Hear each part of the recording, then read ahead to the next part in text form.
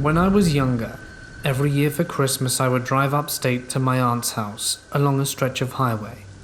I cannot for the life of me remember the name of this road. All I know is it runs nearby Akron at some point.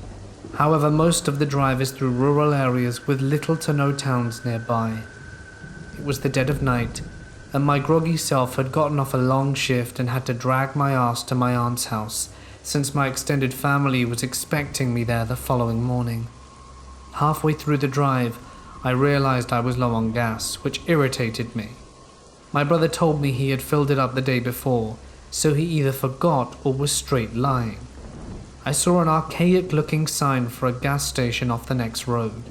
It wasn't an official road sign, literally a pole with a slab of metal attached with gas off next exit, or something along those lines painted on it. That seemed a little sketchy, but people do the same thing with fruit stands on highways, so whatever. I pulled off at the next exit on some dilapidated country road through dense woods.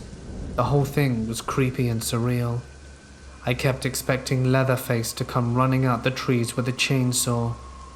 Eventually I came to the gas station and quickly realized it hadn't been open for years. It was all rusted and the convenience store roof was caving in. The gas pumps had all been taken out as well. I pulled over next to it and checked my gauge. I probably would only make it another half mile before running out. So I called AAA and they said they'd send a truck over. Now I was playing the waiting game. I left my engine on because when the headlights were off everything was pitch black, and my paranoid self wasn't sitting next to an abandoned gas station in the middle of a forest in complete darkness.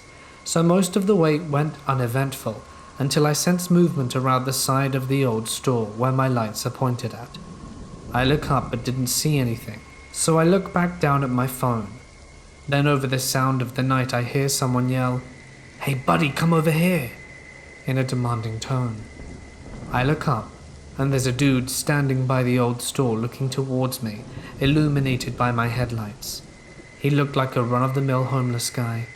I was honestly spooked and figured he must have been squatting there. Still watching him, I rolled up my windows and yelled something like, "Yeah, what's up?" Still mentally crapping myself. I had my foot ready to floor it out of there at the first sign of trouble.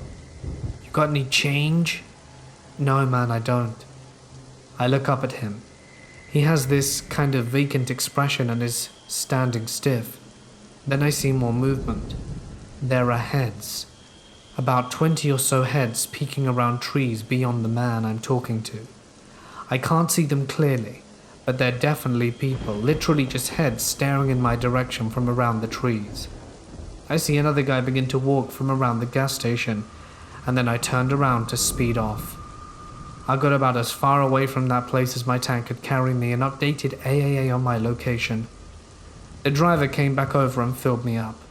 I didn't say anything, but after he left I wanted to call the cops, so I called the nearest town sheriff's department, and they said that they'd send a state trooper over at the location I gave.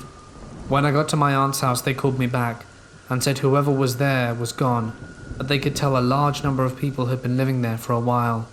Blankets, canned food, the usual. The whole situation still freaks me out, but frankly I just consider myself lucky. I'll always just have a creepy story to tell, and nothing bad happened.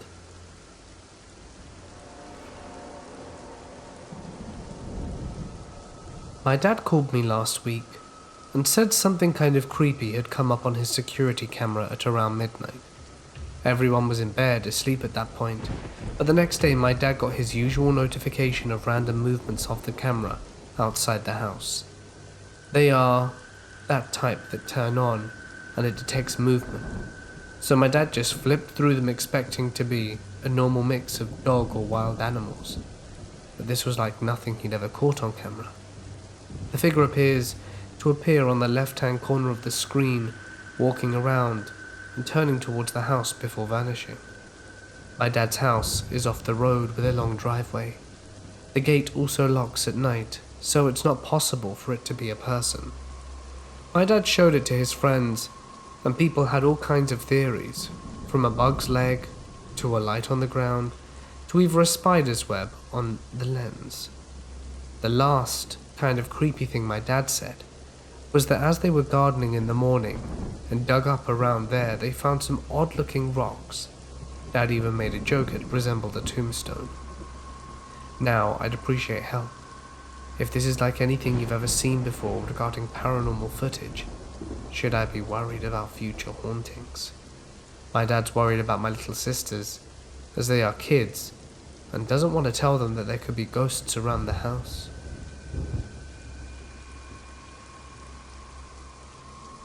I'm from a city in Australia called Adelaide, and a pretty smallish population of about 1 million compared to the rest of the country.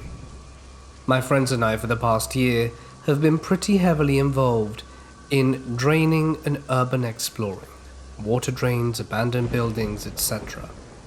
But due to our city's small population, there are a pretty limited amount of locations to find.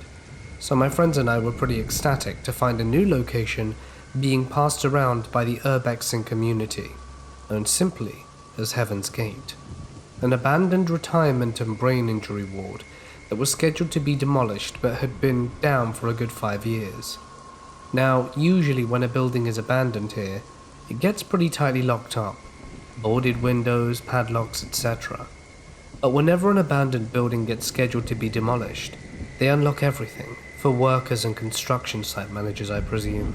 Anyway, my friends and I traveled to this location, which is pretty well hidden behind a lot of vegetation and a large iron fence, but still located next to a main road with houses adjacent to the complex. We jump the fence and go about our exploration, taking photos and just messing around like teenagers do. The majority of the building had been trashed, and we found a few sleeping bags and hundreds of empty spray cans.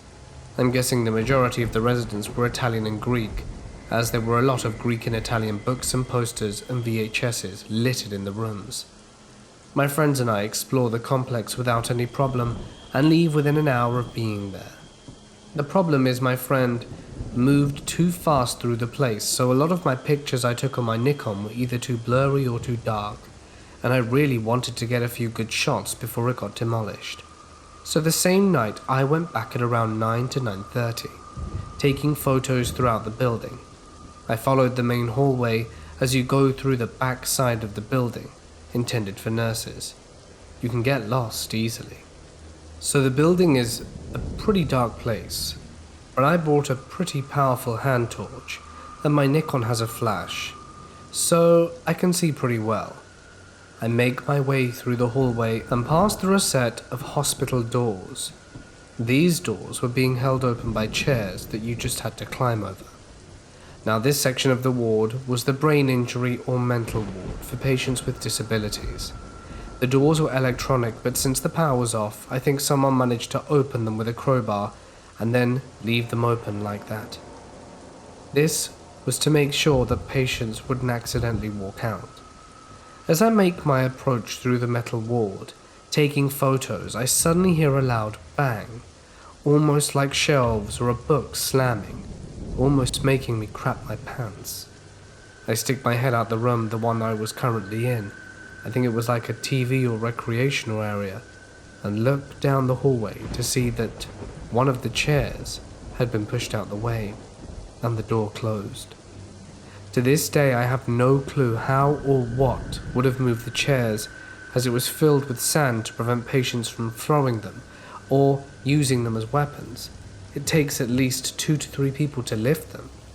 Anyway, the doors are shut, and I run over to see if I can open them, and I try and push and nothing works. So I start spamming the button like crazy, but obviously the power's off, so that doesn't work either. I'm not sure how the door actually works, but it had a massive black bar across the top, which I assumed was like a powerful magnet or something that can be turned on or off, and the default is just on. Anyway, with my failed attempts in opening the door, I try to press forward to see if I can find another exit. I finally find the second exit, but the double doors are closed as well with the exact same system. At this point I'm kind of freaking out, because I'm not only trapped, my phone was flat, and I swore those doors were open when I came to visit with my friends. It was about 10:30 and my parents go to sleep pretty early because they both have work, and I'm usually always out with friends this late, so me missing wouldn't be out of the ordinary. I was kind of pooing myself at this point because no one knew I was there and I couldn't get out. I tried walking along the walls to see if I could find a window I could smash through, but there was nothing. I started getting really frustrated, so I start throwing these pieces of tiles on the ground at the door harder and harder, not really trying to open it, just dealing with the stress of the situation, I suppose. Then I hear the noise of crunching tiles and I freeze. I hold my breath and just listen. It was definitely footsteps. I convinced myself to call out, so I did. "Yo, help, I'm trapped." As soon as the footsteps stop, I hear the laughter of an old woman, or a heavy smoker, from the other side of the doors. The laughter turned into running away, and the crunching of tiles disappeared as they became more distant.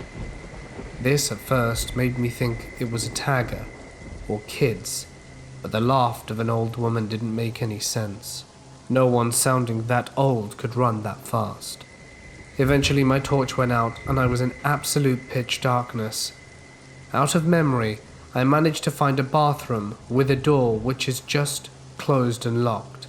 I stayed in the bathtub and prayed something would come. Spoilers, they didn't. Now I don't know if you get this, but if you're staring at the dark too long, you start to see shapes and even figures. Now imagine being alone in an abandoned mental ward, trapped and without light. You can kind of see how this would freak you out. I ended up staying the night until sunrise, which was about 6 a.m. Obviously I did not just sleep, but I walked out into the hallways to have another crack at opening the doors. Just FYI, I didn't know it was sunrise or the time, as everything was flat. I walked around and, to my luck, I found an old window that I'd missed before. It had been spray painted black, and only small dots of light shined through. So I picked up an object and threw it at the window and ran as far away as possible. I've been back there a few times, but I never told my friends about me going alone, as I feel like they'd have gotten pissed that I went back without them, and also I got stuck.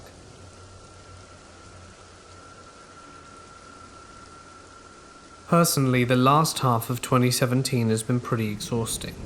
The most draining part, both emotionally, physically, and financially, has been the laborious task of moving my father into an aged care facility due to his rapidly advancing dementia. He lives in Tasmania, where I grew up, and I'm currently working and living in Brisbane, which is about 1,500 miles away, north of Tasmania. I have been making 3.5-hour flights down to Tasmania about twice a month to sort out my dad's situation. I have been busying myself by fixing up his empty, dilapidated home in order to get it ready to be sold. I moved out all of his furniture and belongings, save for a pile of blankets and pillows that I turned into a makeshift bed on the floor while I'm visiting. The house is situated in a semi-rural area, surrounded by overgrown trees and bushes. It's an old house, damp, everything creaks, and there's currently no electricity, which is very creepy during the night. The house itself is not very secure. With no security system, the doors have locks, but a forceful nudge will pop them open. I flew in on Christmas Eve in the late evening, picked up my hire car to make the hour-long drive down to the house. I stopped in at a mate's place who lives about 10 minutes away from my dad to have a few beers and chat about the year that had just passed. After a few hours, I realized I had probably surpassed the legal blood alcohol limit to drive. My mate's legendary wife dropped me off at my dad's and offered to come back in the morning to pick me up and go back to their place to get my car. A Christmas miracle. I entered my dad's house around midnight.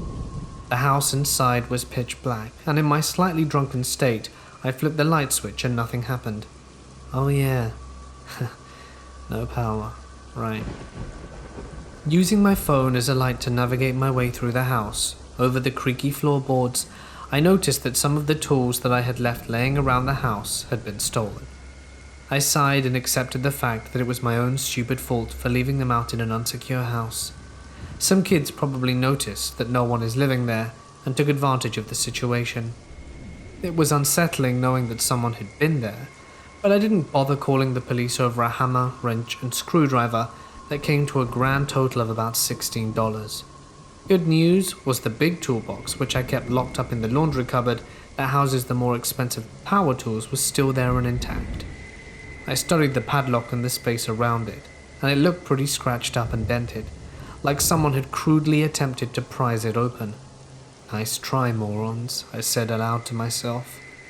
The toolbox is very big and heavy, and too big for one person to carry unless you're Andre the Giant. Exhausted, I went into one of the furnitureless rooms and made my makeshift bed out of blankets and pillows. I couldn't get comfortable, and it was taking me a while to drift off to sleep. As I was laying there, the only sound I could hear over the ringing of my tinnitus was the gentle rustling of leaves and the wind through the trees. I could also hear what sounded like the unmistakable crunch of boots on gravel that went up the side of the house. I tried to listen harder, when there was a loud gong sound of something solid coming in contact with the metal railing that leads up to the back door. This made me sit up wide-eyed while my heart races. Maybe it was a wallaby or possum. I sit there. It's possible. I was just listening. I could hear the sounds of trees in the wind and nothing else for a few moments, and then I start to calm down. This was interrupted by the pop and squeak of the back door being pushed open. Crap. Now I freeze. Not knowing what to do, I could hear footsteps creaking through the back of the house, and I hear the laundry cupboard being opened. I was at the other end of the hallway, but I could hear whispers. The only words that I could make out were, "There, shh, quick." I pull myself together, pull out my phone and call the police. I chat to the dispatcher while burying my head under the pillow and muffling my voice.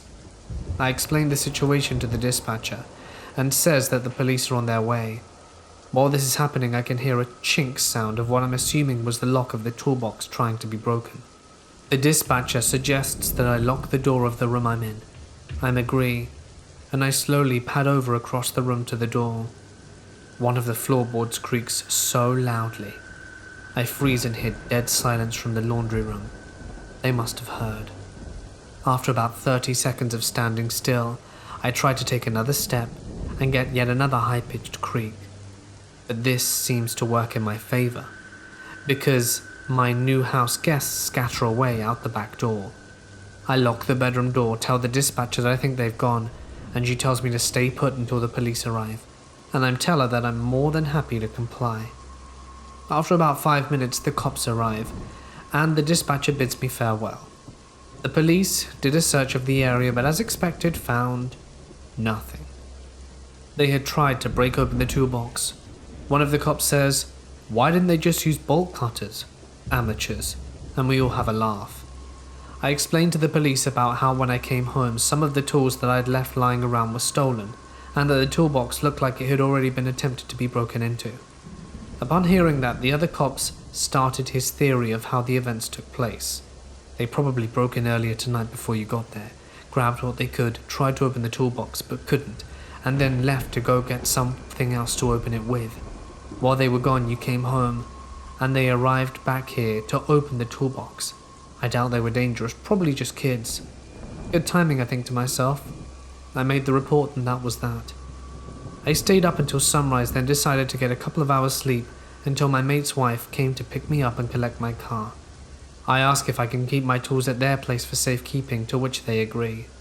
I drove down to my dad's old folks' home and had Christmas lunch with him and his new elderly buddies. The following day, I go to a hardware store and purchase some new, sturdier door locks.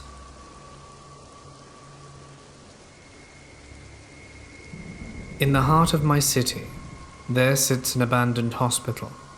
It stood in practice for nearly 60 years before closing its doors for the very last time in 2010. No trespassing signs and private property signs littered everywhere and are on every external wall of the building, encouraging people, of course, to stay out. The city hoped that it would remain untouched. However, that didn't last, as it eventually became a hotspot for teens and young adults to explore and party. It wasn't too long after that rumors of the hospital being haunted circulated around the city. Once city officials caught wind of the stories and break-ins, They decided to hire a security company with two 12-hour surveillance shifts so that the hospital could be monitored 24 hours a day. Despite the enforcement, people would still break in, and depending on the situation at hand, the police will get called. Neil. The call came in around 3 a.m. 911, what's your emergency? Hi, it's Neil from RS Security. I think I need an officer to swing by or something. Okay, can you tell me why you need assistance? The number and address on my screen were well known to me. It wasn't out of the ordinary for security to call for backup. I'm at the old hospital and I don't know how to explain it. He sounded nervous, like it was his first time calling. Start from the beginning. We'll take it from there, okay? Oh, okay, well, I was checking the cameras like I'm supposed to do, and I was flipping through them, and I saw some guy standing in the nursery ward. The guy who trained me told me about some crazy dude who likes to hide in there. No one really knows how he gets in. I'm only a week and a half on the job, and it's my first day alone, and he told me that if I see the guy, just scare him out the building, but, Are you still there, Neil? I asked, breaking the sudden silence. Yeah, sorry. I thought I lost one of the feeds, but it's all good. That's okay. So, you were saying that you tried to scare the guy out the building? Then what happened? Oh, I went out to try and find him and kick him out. But when I got up there, my flashlight ran out of juice and the lights aren't allowed on because people think the hospital's still open. Anyway, I walk into the nursery ward and I was yelling for him to come out and that if he didn't, I'd get the police involved. And that's when he started laughing. I could barely see anything, so I just followed the sound, and out of nowhere, someone grabbed me by the arm and pushed me to the floor. It all happened so fast, but I could still hear the crazy guy laughing down the hall, so I bolted out of there, and there's no way it was him. Did you recheck the cameras when you got back? Yeah, I looked at them again, and the guy was still there, but there's no one else on that floor. I checked and rechecked. And I know you're probably thinking I'm crazy or something, but I have scratches on my arm from the other person on that floor. There's no way it was the other guy unless he can be in two places at once. There's no way. I could hear the panic in the guy's voice as he spoke through what he encountered. Okay, so the scratches came from someone else grabbing your arm and not the man who was laughing, correct? I asked, making sure I was following what he said. Yes. I could hear his frustration with me.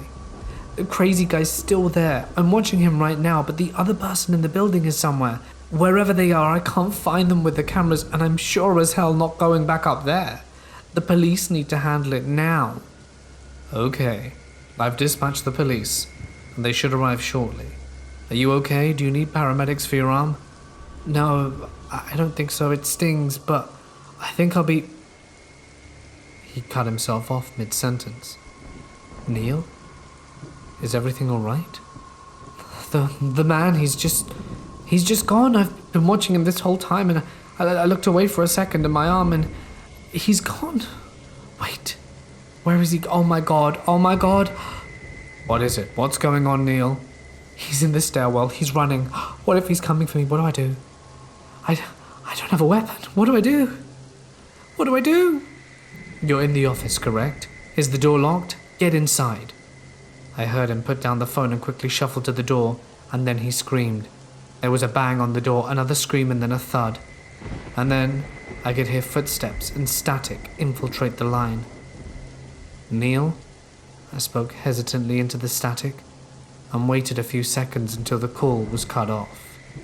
Police arrived on the scene about a minute after the call ended. Neil was found in the security office, unconscious with a minor injury to his head. When they had asked Neil about what happened, he apparently had no recollection. He said the last thing he remembered was getting to work. The officers swept the entire building looking for two possible suspects, both of which could not be found. They also said they checked every possible entrance that they knew of, but there were no signs of anyone entering the building. To this day, I receive calls from security about the same man in the nursery ward. However, After Neil's incident, they no longer leave their security office and immediately call the police. People still don't know how he gets in, but assume that he's living somewhere within the abandoned hospital. Seems like a good idea to tear down that building.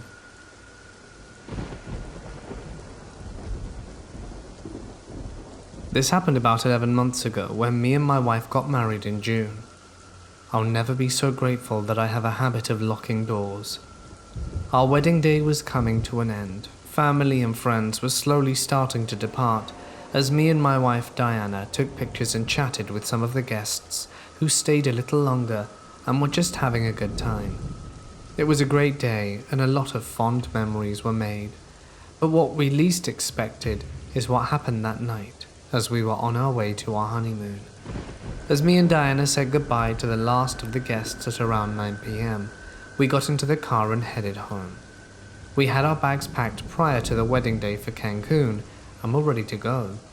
I live in Washington, and we were in a bit of a hurry because instead of flying out from Seattle Airport in SeaTac like normally people do, it was a lot cheaper for us to drive up north to Canada and fly out from a Canadian airport. Also, me and my wife thought it would be fun to have a little road trip to Canada and then fly out from Canada to Cancun. Plus, it was only a 3.5-hour drive for us and cheaper, so we headed out. We had a great time driving, blasting music, talking about Cancun, and just being excited about the new chapter in our lives.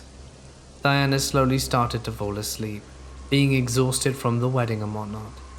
We were halfway to Canada, and at this point we no longer were in a city area, but more of a wooded area with much fewer cars and less people. The more we drove, the less we saw. At this point there was basically no one on the road. By the time it was around 3 a.m, we had some extra time on our hands, and I was starting to fall asleep too, so I pulled over at a gas station to grab a Red Bull to keep me awake. As I pulled in, I noticed it was completely empty. I was the only car parked, and I saw Diana asleep. I told her I'm taking the keys and locking her inside, and that I'd be right back. I wasn't sure if she could hear me, but she kind of motioned her hand, like normally people do when they're too tired to care. I came back around 6 minutes later to find my wife shaking and crying. I was confused and freaking out a bit, because I wasn't sure why.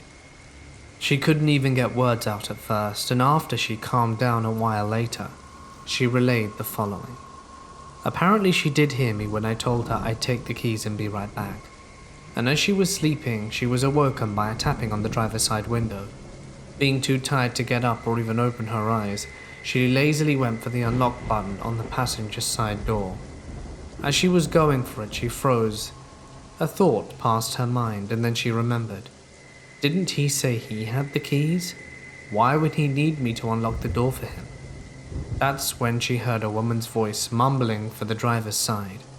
She turned herself around to look at the window and saw a woman with long black hair, with wide eyes and a crooked smile on her face. She couldn't hear what she was saying at first, but then it became clear. She kept repeating in a mumbled tone, "Are you tired?" over and over. She freaked out and told the woman to leave her alone. The woman laughed and told my wife that she was tired too. The woman never took her eyes off her and tried the door handle. At this point, my wife was close to tears and attempted to call me, but as she did, she heard what sounded like a phone buzz and realized I'd left my phone in the car. Out of options, my wife started honking the horn, trying to scare the woman off, while perhaps also getting my attention. The woman still had her gaze on her and started mumbling more while laughing and trying the handle again. Then she mentioned something more about someone called Sarah and asked my wife if she knew her. After a few more mumbles, she left. To my wife's words, the minute she left, I came out the gas station. So my wife broke down. I don't know how I didn't hear the honking of the car, and I still feel bad for leaving my phone. My wife also added that one of the creepier things about that woman is that she didn't look homeless, nor dirty, nor anything. In fact, She seemed perfectly normal and well kept. My wife said she'll never forget the woman's wide eyes and the gaze she had on her with the smile. It also chills me to think what would have happened if my wife never realized that I had the keys, or if she never heard me about locking her inside and opened the door while facing the other way. I don't know what those women's intentions were, but if I couldn't hear the honk of the horn, I'm not sure I'd hear screams. To this day, I'm thankful I have a good habit of locking doors, and I'd recommend it, no matter how long you think you're going to be gone. My father tells me this story of my childhood every once in a while. When I was around 6 years old, my dad's best friend ended his life. His name was Joe.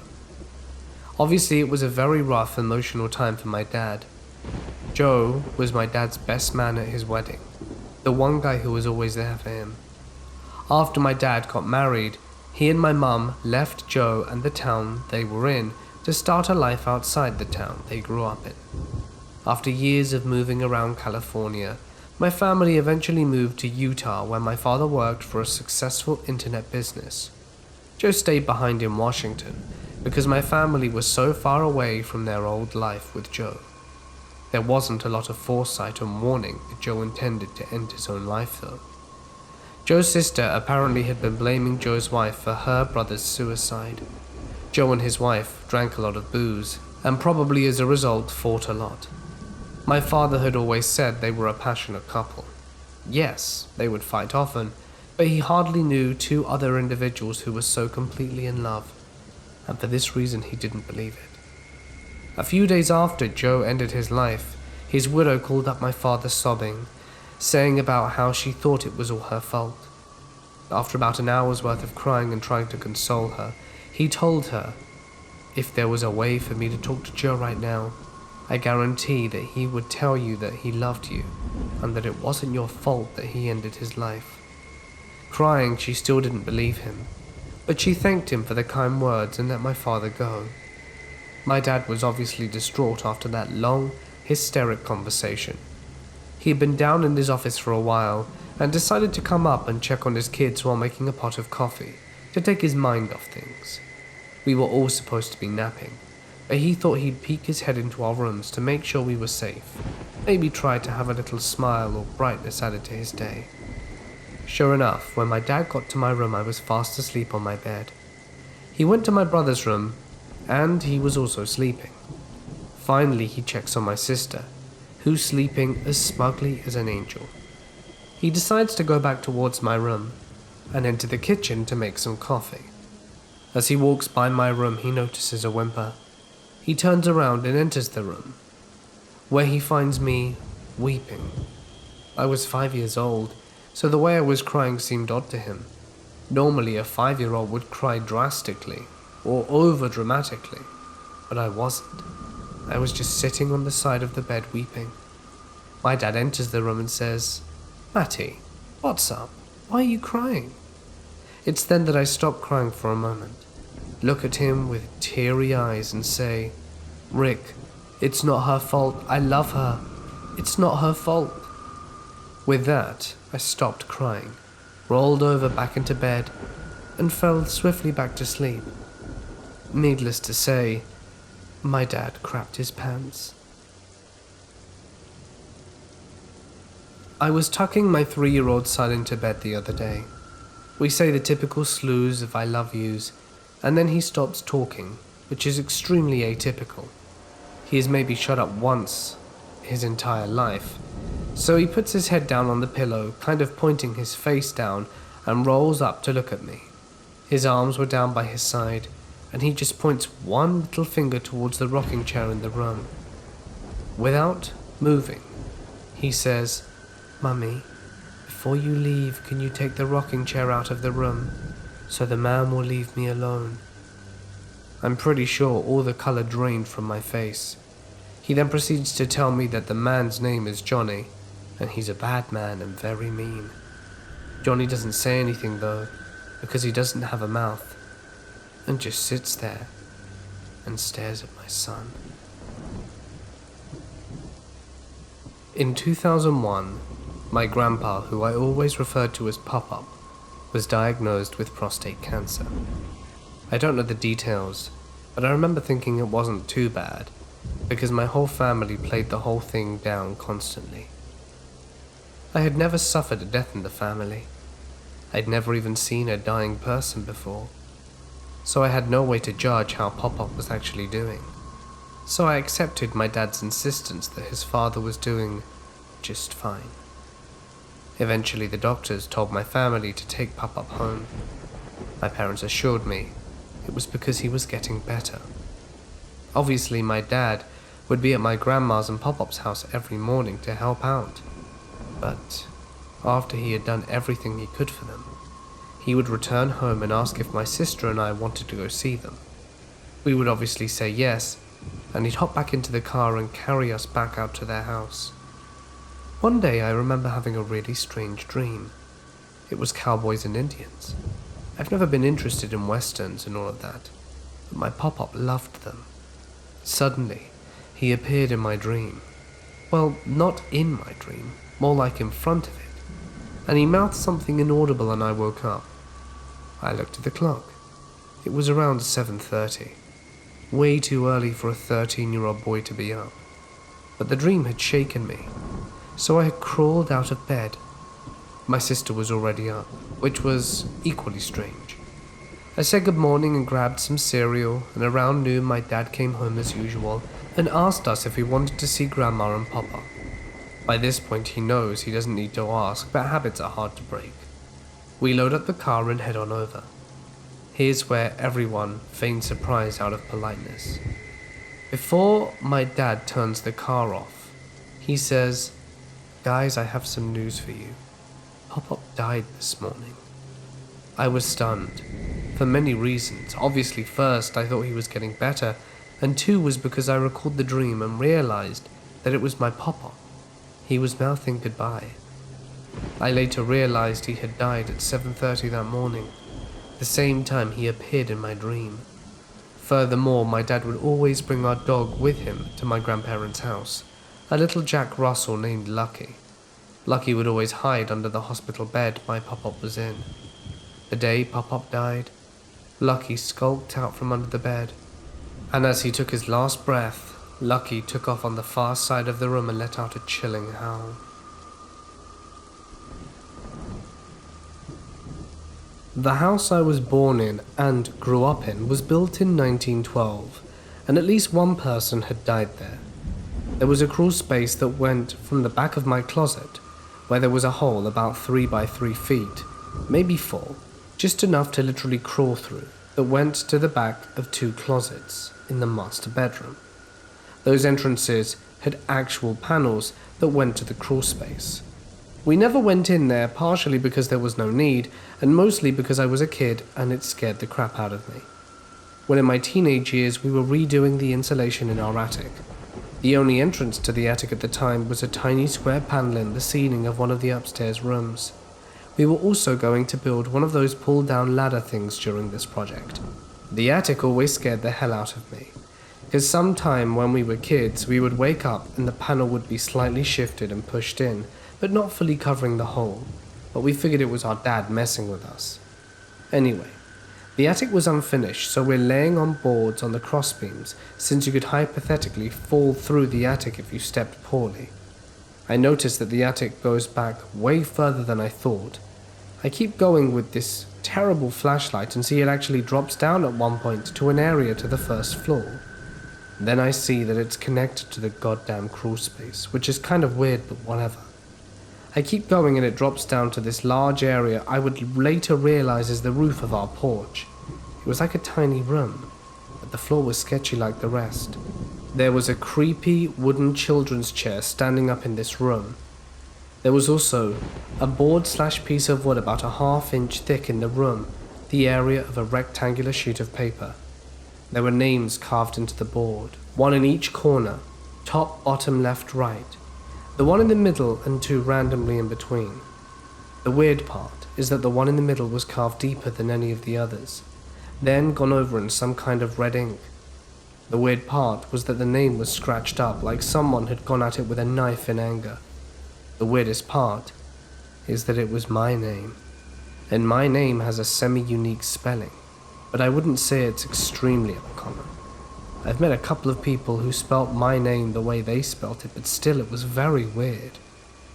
I didn't really think about it at the time. We redid the roof of the porch shortly after and pulled the chair and boards out. At the time I just dropped it and got the hell out of there. Last time I shared this story, people said a picture would have been great. I did get curious and thought I might have stashed it in the basement or something, but I asked my brother as he still lives in the house, and he says that we tossed it with the rest of the stuff we found there years ago.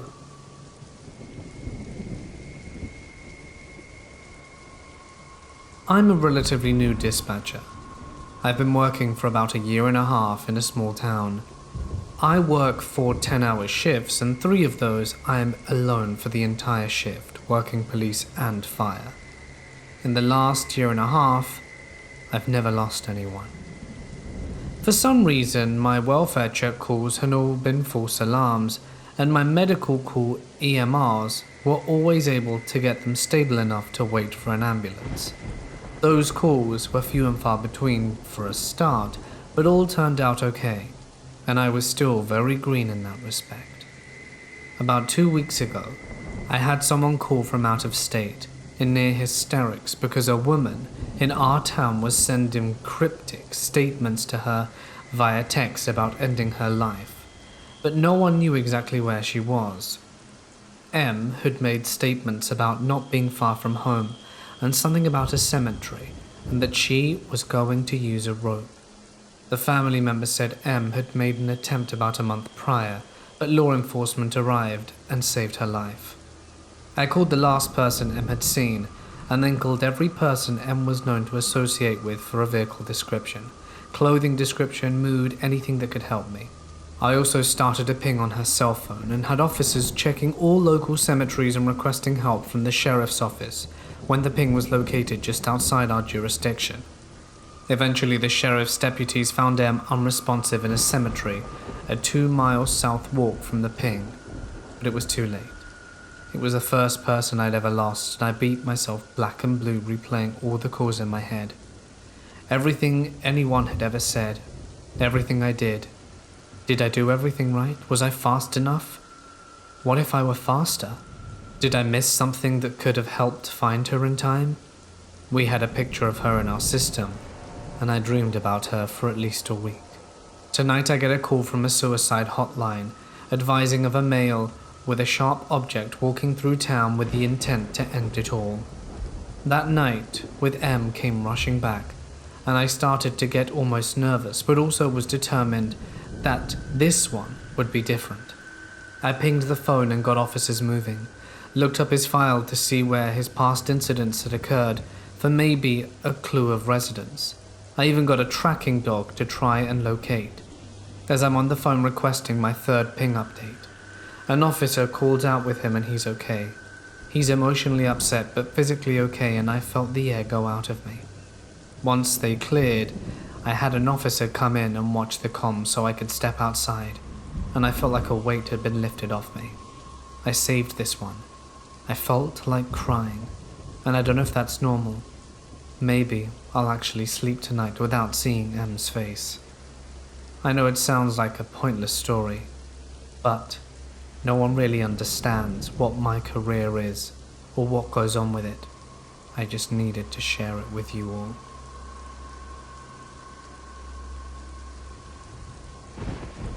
My husband and I were on a road trip coming back to Louisiana from Iowa. We were driving 4-hour shifts while the other person slept in the back of the car. It was 3 a.m. and he woke me up to start my shift. I looked around and didn't see another car in sight or even a streetlight or building. He had taken an alternate route that he thought would be faster. Finally, we come across a small local gas station with a single light on. It was closed and our car was the only one there. We pull over and I'm getting ready to open the door so we can switch places, and my husband tells me to hold on. I look up, and from behind the back of the gas station a man wearing rags shambles towards us quickly. not quite running, which made it even scarier in a zombie-esque way. I told my husband to hurry and drive away. He was intrigued though. He just stared ahead at the guy as he got closer and closer, and I started freaking out and screaming for him to go until he did.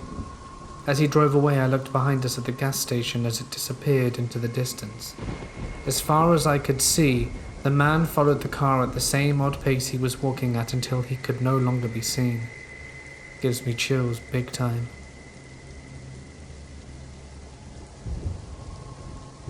It just started out like all our other urban exploration trips did. My reckless self and equally reckless friend had to make the long 40-plus minute drive, reaching our destination a little past 2. Fort Worth, Texas, home to the Main Street silos. After sizing up the impressive dilapidated structures that we sought to explore, we exited the car and set out on the short walk to the silos. The path required us to cross 3 sets of railroad tracks, surrounded by an overgrowth of wild grass and plants. It didn't look difficult, but the most treacherous obstacles were the small ditches between every track, filled with water, along with scattered debris and rocks. As we got closer, eyeing the easiest route through the tracks, a voice called out to us from below an overpass. "Hey." Instantly we both recoiled back, as this had been our first encounter with another person on one of our trips. We both looked at each other in disbelief until the voice called out again. "Oh, I'm sorry, didn't mean to scare you." Relieved, we realized the voice belonged to a homeless lady, taking refuge on a mattress nearby. My buddy casually called out and explained that we were just exploring, and that was it. We continued. Crossing the tracks slowly and carefully, we came to the site that we had long awaited. As per usual, the two of us began to investigate our surroundings, looking for any entrance or points of interest. This went on for some time until we found an open window in Silo 1 that led to a room within. In that room, there wasn't much to see except for a rusty ladder attached to the wall. The only way was to go up, however reckless we might be. We decided it wasn't worth the risk without investigating the rest of the site. Exiting the same way we came in, we resumed our path and decided to explore Silos 2 and 3. We didn't find anything of interest or any way in, so we figured the ladder might be our best bet. As we were looping back around towards Silo 1, my heart dropped. I grabbed the arm of my friend and pointed him towards the way we had just came from. 2 flashlights were bobbing up and down at the other end of the silos. "Lights out," my friend whispered to me. Neither of us wanted to risk being seen by these individuals. We looked at each other, frantically exchanging guesses as to who these people might be. Cops? Homeless? Other explorers? Our eyes glued to the unexpected visitors, and it quickly became clear that they were making their way over to us in a rather swift manner. We continued to creep back, but the lights kept advancing. Only they were gaining pace, so my partner looked at me, somehow shouting and whispering at the same time, "Run!" We sprinted for the railroads, practically hurtling over the ditches that we had so carefully crossed beforehand. Looking back, the lights had made their way to where we were when we initially spotted them.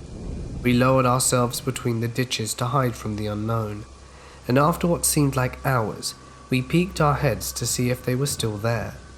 But there was nothing. Whatever. They had gone, and weren't there anymore, and their lights were out. It was as if they disappeared into thin air. Collecting ourselves, we made the joint decision to try to flank them. The two of us made our way to the far side of Silo 3. It was here that we noted the overpass had a sidewalk that started there and could be used as a safe route back to the car. Next to the sidewalk, we stumbled upon what could have been the old office building the silo used. It was abandoned and no longer in use, but that didn't interest us. We silently examined a chain-link fence connecting to the building in Silo 3. There was an open gate in the fence that would lead us behind where the lights had been. Taking a deep breath, we passed through the gate and completed our flank of the individual, there was still nothing to be found. It was just us and dead silence hanging in the air. Despite our nerves, we resumed our mission and continued to explore as normal. We cleared the whole area and looped back to the left side of Silo 2. Moments later, my partner noted a cryptic 3-foot opening in Silo 2. We took the liberty to turn our flashlights back on and investigate the strange opening. It was then that my partner had alerted me of a door ajar within the opening. With our backs against the wall, we made the most nerve-wracking and off-putting entry in our history of urban exploration. The door only led to a claustrophobic room that someone had once called home, and we noted blankets and water bottles scattered around. There wasn't much else to see, so my partner and I turned back around to leave the room. When both of us looked at each other, there was a crunch. "Did you hear that?" I asked my friend. My ears weren't deceiving me. We both heard the same thing, and it was very close. It was a footstep. Whoever the hell that was still nearby, and they knew we were here. Immediately we killed our lights and listened, but there was nothing. An eternity had passed, with nothing but dead silence filling our ears. Finally, we decided to exit the room and see if anyone was outside. I peeked my head out from the door and looked both left and right. I saw nothing. It was then that I began to slowly exit the room and head back in between Silo 1 and 2. I motioned for my friend that it was safe, and we began making our way out to the end of the silos to continue exploring, trying to get away from that area. Then suddenly, headlights illuminated the wall of an old office building near the end of one of the silos. Red beams of light danced across the wall of our surroundings. Panicking, we both dropped into the brush and crawled to the side of the silo to avoid being seen. It was just a work truck passing right in front of us, moving towards the work site behind the silos. After the truck had left, my friend and I both decided that we had had quite enough and headed towards the railroads. As we were about to leave the area, my friend suggested that we get a few pictures before departing. So we went back between the path and took a few pictures. The last of the pictures we wanted was selfie style in front of the barred off entry points. While trying to get the right angles, we heard a strange noise that almost seemed to come from inside the room behind us. Having had our fair share of terrifying experiences that night, we decided it was time to pack up and head out, making our way back to the railroads. That's when we heard a roar in the distance. It couldn't be. It was chugging along the tracks closest to the car, an actual train.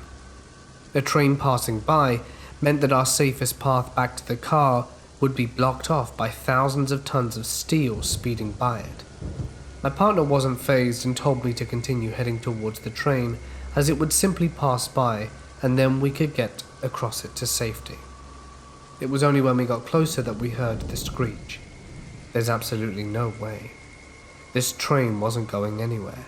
In fact, it had stopped right there and then, dividing the line between us and the car. Almost instantly, another train came and was braking on the tracks closest to us. Not wanting to take our chances with the truck we saw working near the overpass sidewalk, we decided that, however stupid it might be, when the second train stopped, we would hop over and in between the carts to book it to the car. Patiently camping alongside the tracks, we waited to hurl ourselves into the closest cart and readily make our escape. This would have worked if our luck wasn't so terrible that night. Another roar emerged from the distance. A third train made its way along the middle track and began to brake. These were freight trains, so braking to a full stop was far from immediate. It was at this point my partner and I were in sheer panic. Waiting for this train to stop was a no-go. We were sitting ducks in an area where freeloaders and train hoppers ran rampant. We spotted another overpass in the distance and figured this would be our escape. It was the only way for us to go, and was away from the tracks, but not towards the silos. This next scene was something straight out of a movie. We had to stride through chest-high bushes and wild grasses to make our way to safety. running as fast as we could while battling off the vegetation. I yelled for my friend to hold up as the overgrowth managed to remove and swallow my shoe. After a frantic search, we found the shoe and continued our pace. At this point, we realized the impossible. To get to the end of this seemingly endless overpass, we had to cross yet another railroad, with another train coming. It seemed like there was literally no way out. We kept getting screwed from every direction, and after another moment's panic, I made the executive decision to head back to the silos. The pair of us darted alongside yet another set of tracks that ran through the train yard, next to the silos, both of us being absolutely gassed from running. We slowed the pace and jogged back to the silos while collecting our sanity. This kept getting worse. A horn sounded from behind us in the distance, and the tracks we were following suddenly became illuminated in our horizon. They just kept coming. We had to outrun a train. Finding the last of our energy, we sprinted until we could hop off the tracks and return to the silos. Moments after, the train passed. The sinister place that was home to the dangerous and unknown had now become our safe haven. We had literally nowhere else to go other than back to the chain link fence and to the sidewalk of the overpass leading back down to the car. We had no choice but to risk running into someone. The two of us ventured over the fence. At this point, we were both satisfied with being alive and threw caution to the wind and made it to the overpass sidewalk safely, did a victory dance, and finally made our trek back to the car. The sound echoed across the wall of the silos. We had walked halfway across the overpass, admiring our surroundings and coming back to reality. We stopped in front of our tracks when we heard an ominous screech. It sounded like it was coming from inside a silo, a child screaming in agony. An identical screech resonated once again, but this time coming from the houses on the other side of the overpass. It was someone's rooster, cawing in the early morning. It was 4 a.m.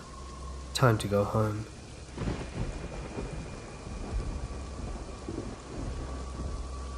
This happened back on Christmas Eve in 1999, when I was 12 years old. My parents were away at a Christmas party and planned not to return till late, probably after midnight. So it was just me and my brother John, who was 16 at the time. I was a dumb kid who still believed that Santa was real.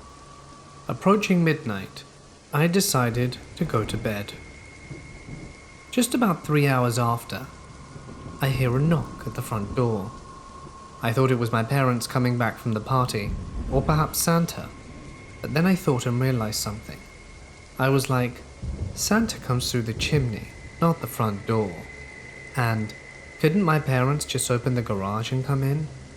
My parents never ever tell anyone who was outside our family what the garage code is, plus nobody else but them were expected to come to the house for the night. I decided to just ignore it.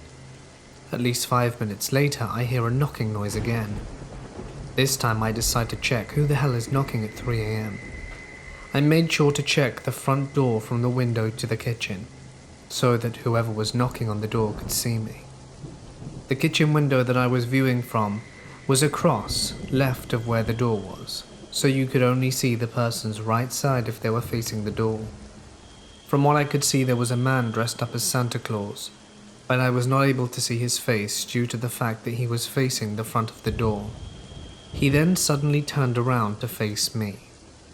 He seemed to be somewhere between his early 50s to late 40s. He was grinning a massive, creepy grin, and then said, "Merry Christmas, Joseph. I have some presents down here for you. Why don't you come and open the door and let good old Saint Nick give them to you?" I was scared and said nothing. Then he started to jiggle the doorknob to get in.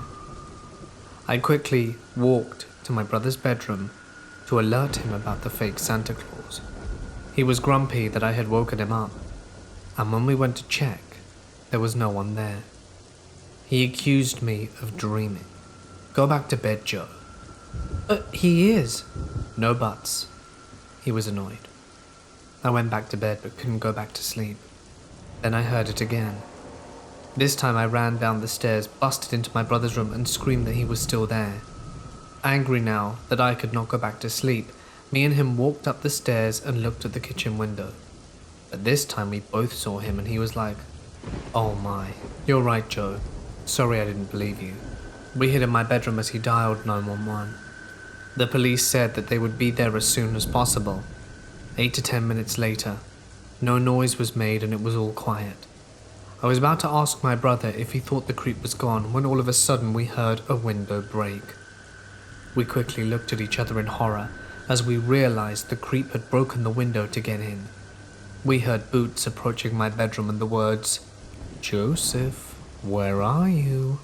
I have a Christmas present for you. Come see St. Nicholas," which freaked both of us out. There were blue and red and white flashing lights and the police were finally here.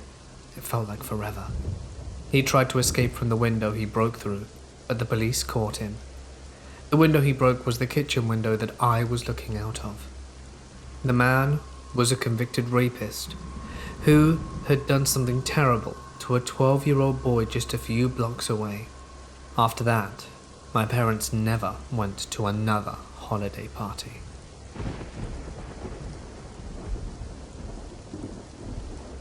About 5 years ago, I was volunteering in a listening service that was only aimed at helping children of up to 18 years old.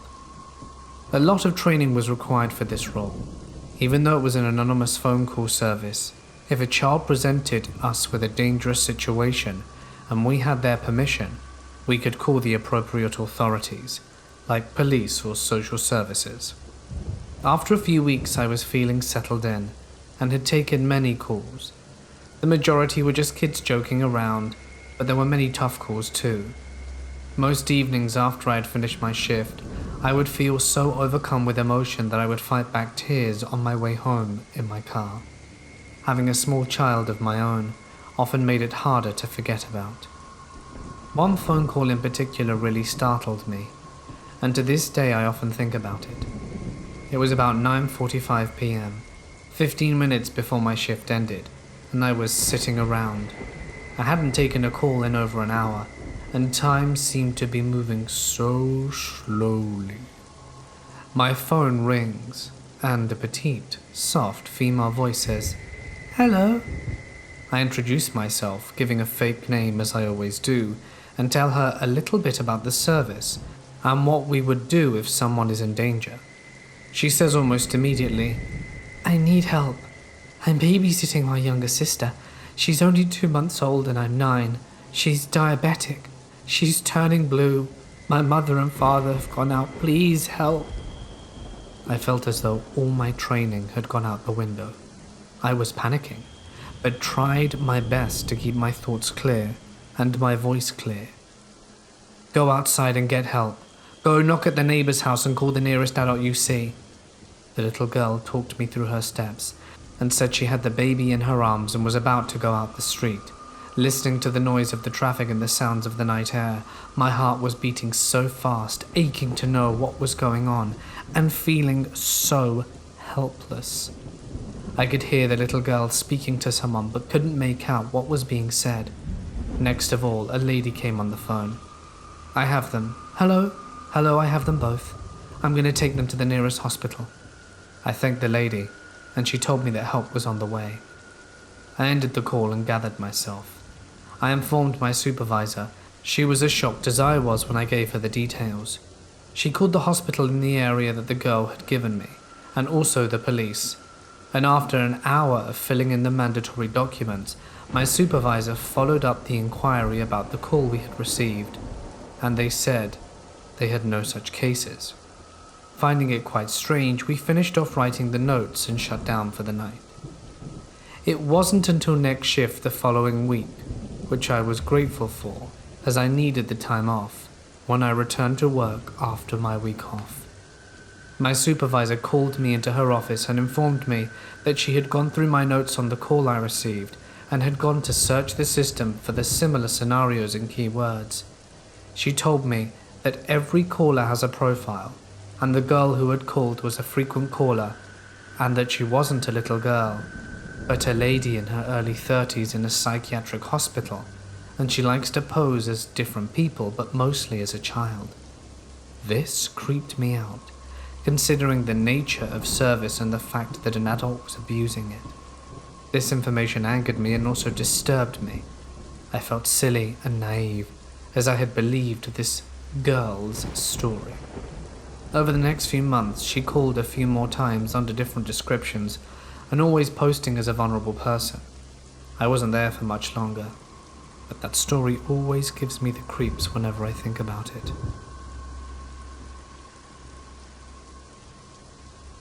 When I was around 17, I was at my friend's apartment building, which his parents owned. We had an apartment to hang out in on the top floor, and used to go to the roof to smoke. That night, we were about to go up, but I had to pee, so I told him I'll meet you up there. After I was done, I went to the stairs to the attic portion that was connected to the roof. There were no lights up there, so we used our phones to guide us. It was an old building, and the attic was creepy and cluttered all the time. As I made my way to the roof door, I saw a shadow pass by me. I followed the direction it went, thinking it was my friend. I kept saying that I knew it was him and to stop playing around. It passed me a few more times when I heard my friend's voice from downstairs. He got a call from his girlfriend and was in another room talking to her the whole time. I have no idea what that shadow figure was, and I still refused to go back up to that roof at night after that. I once had a friend that I knew for almost 5 years. I met him when I was only 11, and he was about 20. Despite the shady age difference, he never did anything that would make me think he was a creep. He was protective, yes, but in a fatherly way. My father was deployed to Iraq when I was 10, so he was like the substitute while my dad was miles away. We usually talked over Skype, and we would talk hours at a time.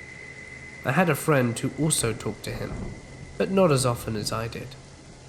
About a year ago, he died in a car accident with his cousin in Europe, and of course I grieved. It wasn't often that I would cry over anything, but this was something that hit me hard. This is only a little bit of a backstory. So I've always been someone who's trusted their gut, and strangely enough, even in my dreams. I've had small, harmless dreams which I experienced the same thing a few days after the dream. One night I had a dream. I didn't remember much of it. I always thought of it as just being a stupid, weird dream I had. I was outside someone else's house. We were jumping around on a pile of junk, and just as we were having a good time, there was a fallen tree leaning against the pile. I don't recall much from the dream, but most of the scene I was placed in. Of course, it didn't bother me. It wasn't scary, so it didn't worry me. A few weeks later, my mum suggests I spend a week at my cousin's house, who lives out in the country. Of course, I accept, since I wanted to get out the house for a little while. That week, I headed down to where they live. They had a huge yard with a silo, a barn, and a worn-down hog barn. Right next to the hog barn was a large pile of metal sticks, rugs, and basically a bunch of trash. Next to that was a tree. It was split in half, with one half leaning against the scrap pile. I didn't quite think of the dream since my memory is pretty bad at times, so I just saw it as normal. The first week goes by and my cousin suggests we go outside for a bit. I agree, finding nothing else to do in their home, and we go out and walk for a bit and talk before I make it to the scrap pile. I was the one who suggested we climb around it, so we did. We both climbed to the top and found a cozy place to sit. I sat on one of the branches of the broken tree, and she sat further across the pile from me on an old rolled-up rug. I can get pretty hyper at times, and it makes it hard for me to sit still sometimes, so I started bouncing on the branches. Of course, our 160-pound girl bouncing constantly on the branch is going to make it snap, and that's when it did. I snapped, and the tree fell. I tried to grab onto whatever I could, which was a small twig, which snapped easily and sent me falling. I fell straight on my back on an old gutter that was facing down.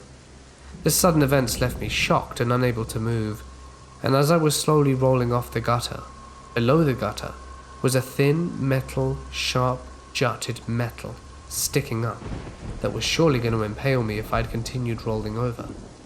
As I rolled though, I felt someone grab my arm.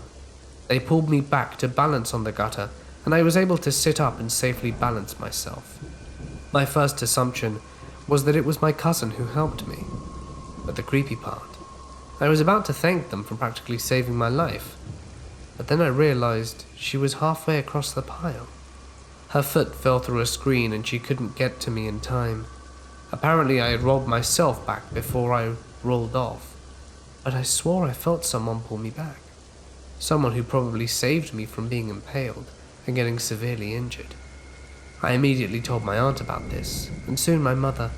My mother agreed with me that it could have been anything, but we're both convinced that it could have been my father figure, that he's watching over me. Tell me, what do you think of the situation? Because ever since then, I'm still contemplating on what it really could have been. One night as a freshman in college, I was making the hour-long drive from home back to campus. I'd made the drive many times. It was a straight shot on a well-traveled, well-lit highway, so even though it was dark out, I wasn't worried about my safety. About halfway through the drive, I pulled over for gas. It was a brand new BP gas station with tons of floodlights direct off the highway, with a good bit of people around. I walked in to get some candy and noticed a greasy-looking man, about middle-aged with dark hair and a mustache, eyeing me up and smiling. I didn't read it as menacing. It seemed like he was just a simple country guy who smiled at everyone, and I smiled back. I got my candy, paid for my stuff, turned and was about to walk out, and said thank you to the person holding the door open for me. And a voice said, "Thank you." I soon realized it was the same man, but thought nothing of it. I got back in my car, locked the door, cranked the engine, and leaned over the console to get my candy out the bag. There was a tap. I didn't even register it at first, and then a tap again. Someone, obviously, was tapping on my window. I looked up and saw it, the greasy smiling man. His hands and clothes looked even dirtier under the floodlights. He motioned for me to roll down my window. I remembered thinking he had to be at least 45. What was he doing approaching an 18-year-old girl driving home alone at night? At first I tried to act confused and cupped my hand to my ear like, "What? I can't hear you," hoping he'd give up. But instead, he cusps his hands around his mouth, presses up against the window and says, "Roll down your window." I don't know what else to do, so I cracked the window open a teensy bit. I had one of those old-school boxy Tahoos, and I was sitting up high, so our faces were pretty much at the same level and just a few inches apart. His fingers crawled up the side and slithered through the small window crack and into the car. I held my breath and tried not to freak out. He shifted his weight up onto the lift step and did a sort of pull-up on the window to bring his eyes up to the opening. "You want to come play strip poker?" Like any person in this scenario, it was a mix between confusion and being scared as hell. It was like a deer in headlights trying to figure out what the actual hell to say to this creeper that will get me out of here without meeting my end. The total genius I was, I said, "Ha, wait, what?" I guess I was trying to stall. Who knows? He repeated himself, but this time bounced himself on the car step, making my car bounce along with him. He laughed and peered at me through the crack again. His hands started turning white as he tried to push down on the window. Then there was a car horn, and I thought someone was trying to help me. Nope, it was a bunch of his friends telling him to hurry up and get me to come with them. "Come on, girl, it'll be fun. We won't bite." They all laughed. "Ah, shucks. I'm sorry, but I really have to get back. Maybe next time, though." AKA, "Oh my god, what? Please don't kill me. Also, how is no one at the gas station seeing this and helping me?" He reaches down to pull open the door handle, but thank god it was locked. And I still get chills when I think of what he said next. "Oh, come on, little girl. I bet you ain't never been with a real man now, sweet." The only tool In my toolbox at the time was the dumb girl routine, so I doubled down. Ha, so funny. No, I really gotta go, but thanks though. Y'all go have fun.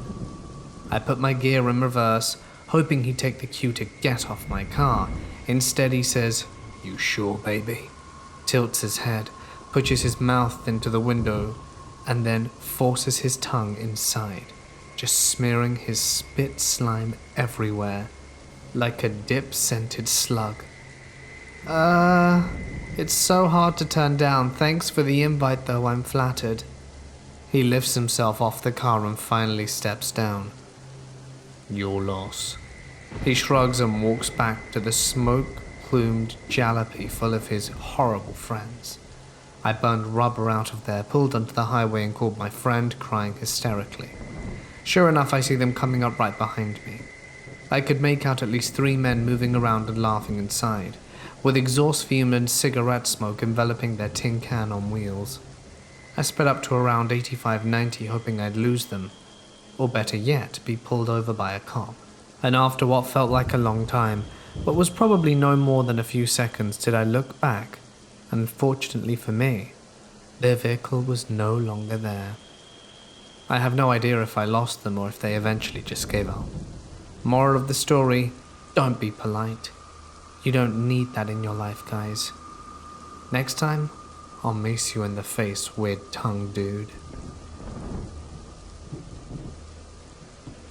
I have been working at a restaurant for about 8 months now. My first job there was as a busser. I worked very hard and made a lot of friends, because I did favors for everyone. I would help other people do their job. I would come in early and stay late, and almost every day that I worked there, I would throw out all the garbage. Needless to say, it didn't take long for my managers to notice and they started to promote me.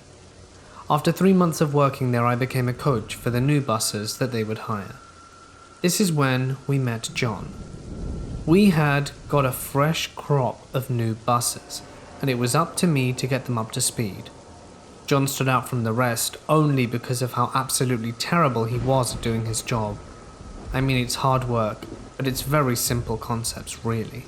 Pick up dirty dishes and plates and cups, throw away the garbage, wipe down seats and tables, then reset the table, and needless to say, he was very bad at this simple task, if he even attempted it at all. A lot of the time he would just walk by dirty tables and ignore the mess until someone told him to bus it. I worked with him as much as I could, but he had a permanent scowl and "I'm too good for this job" air about him. It didn't take long for every one of our staff to hate this kid. It was to the point where people dreaded working the same shift as him. As for me, I knew he was terrible, but I'm a nice guy, and I knew that all I had to do was say the word and he would be gone.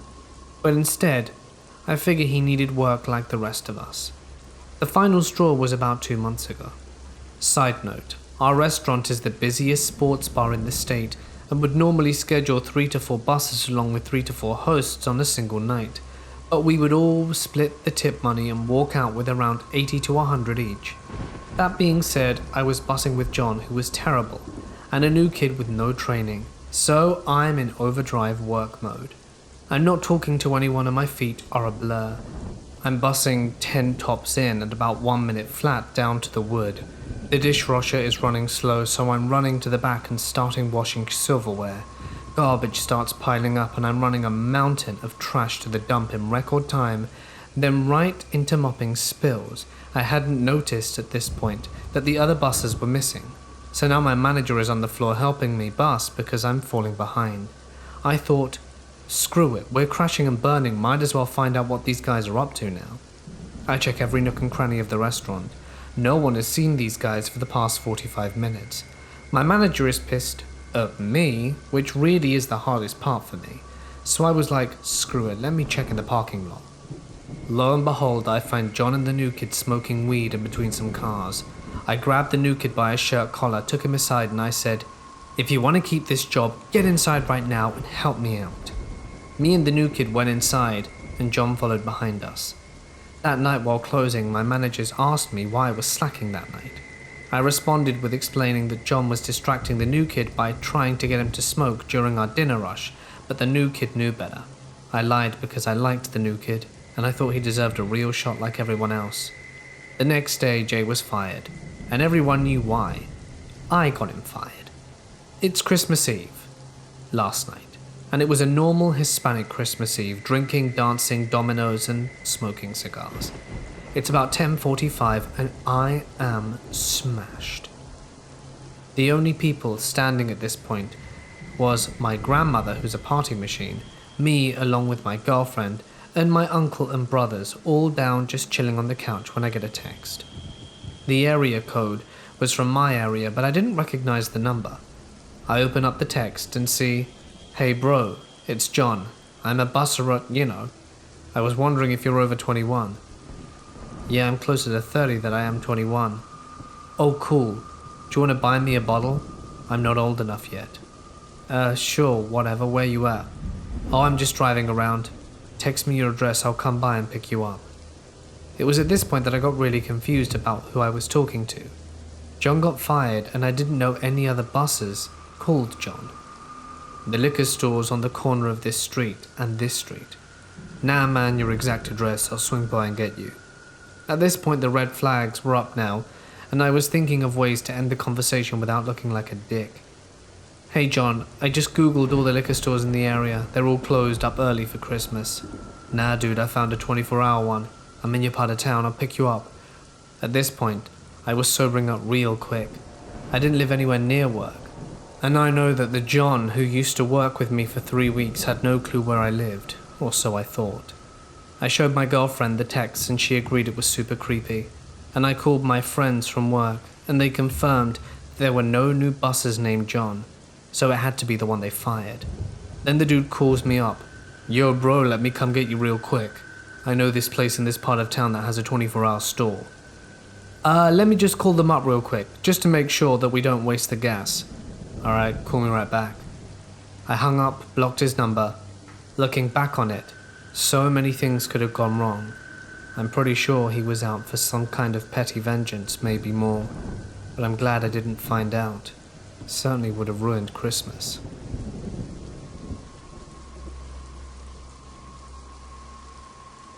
I used to work for a company that specialized in hazmat, restoration, and working in confined spaces. We traveled around the country depending on the type of contracts we had. We dealt with some pretty cool and sometimes creepy stuff. One that comes to mind was a haunted Indian school. The story goes that it was run by Christians, and they had a tendency to lose Native American children. My boss had called me and a few others in, so we could pick our crews and go over the plans. Most of us already had people in our crews that we liked, due to specific skills or because of their demeanor. This time we were instructed to pick guys who could keep cool at all times, since this job wouldn't really need anything special. It was going to be demolished by another crew after we went in.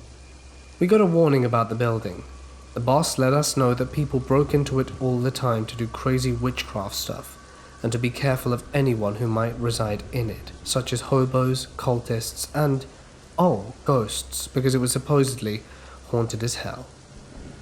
At the site, our radios would go off and sometimes we'd hear someone talking. We thought it was just interference. Our harnesses would get tugged on and no one was there. And a few times I got to hear voices of people calling my name. I believe the place was haunted, and so did most of the guys. Several used to hold prayer circles before we went in, and a few refused to go in and would ask to be moved to different job sites, which we would do for their safety and ours. Quite a few things happened there, but nothing I can really call malicious. There were a few things that happened at the school that really did trip me out. One was when we had to do something called a pipe chase. Basically, I and another guy would follow a pipe for contaminants and remove them like lead, asbestos, or whatever. We were told that we had to remove some asbestos from several pipes that ran between the ceiling in what would be considered a crawl space. Usually these were a hassle because you have to keep your weight on I-beams and use boards in a very small area. But because we would do stuff like this often, it wasn't that much of a big deal. So while we were chasing this pipe, we ended up hitting a wall. The issue with that was that there wasn't supposed to be a wall there. Where the pipe met the wall, we could see that it led to an open area that had more contaminants. Our plans had shown that there was no wall. So I contacted my boss and asked him if it was okay for us to burst through. He gave the okay after making sure it wasn't weight bearing and there wasn't another access to there without having to break through it. We were through after about an hour or two, making a hole big enough for me and my co-worker. Immediately after we crawled through, we noticed that the pipe led to the corner of this area and down. Close to where the pipe went down was a square cutout, like if it had been a service entrance but didn't have a door or ladder. It was just a straight cut square in the concrete. But because we didn't want to crawl back to the rig to get a ladder, then wrestle said ladder into a confined space with another area that would require us to make the hole we made bigger.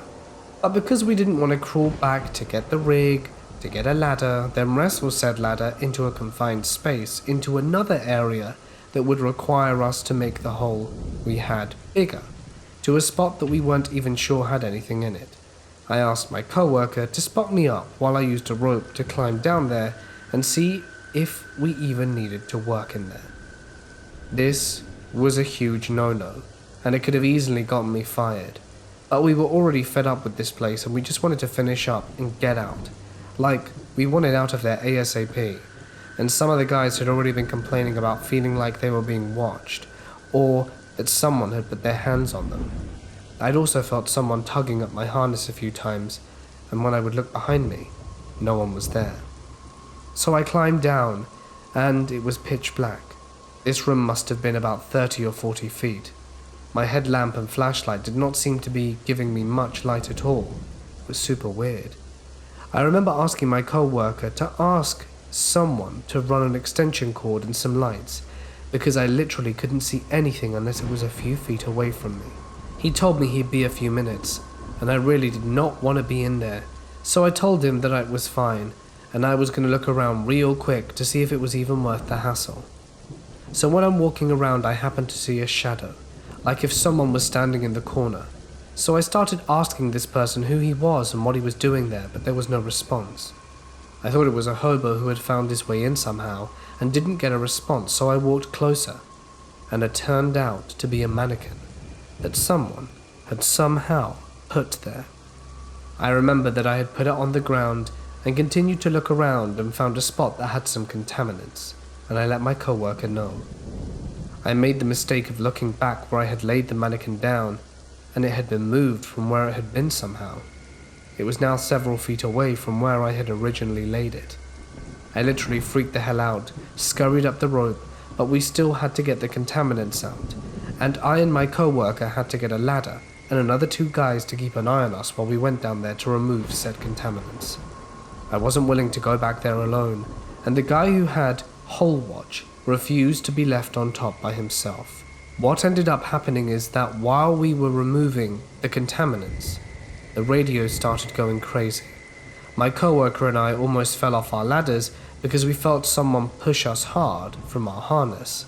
And also these guys on top kept asking us what the hell we wanted over radio and to stop messing around, because they claimed they kept hearing us call them from the hole. The mannequin also moved again. So we were already pretty sketched out and wanted to get out. When we finished this job site ahead of schedule, we still had to go through inspection by a hygienist, and they asked to be accompanied by someone because they didn't want to go in alone. One of my bosses decided to accompany the dude because he also wanted to see the hullabaloo that had gotten us all excited. When they went down, he kept yelling at us over the radio to take things seriously, because he thought we were messing with them, because creepy crap kept happening, and they were inspecting every area that everyone had worked at. He knew that we took our job pretty serious. We had zero tolerance on horseplay at our job sites, mostly because the job was pretty dangerous. We did report to several government agencies, and a lot of the jobs we did were for the government or huge private businesses. At the end of the thing, he mentioned that he felt someone pull on his Tyvek hard enough to make a tear on it, and that the hygienist had heard people calling their name and had felt a hand. Basically, he said that they had gone through a gauntlet of crap. They also found the mannequin, and I guess that's when our boss lost his marbles and flipped out on us because he thought that we had put it there to mess with them. The strange thing about what he said was that it was standing in a corner where I had originally found it.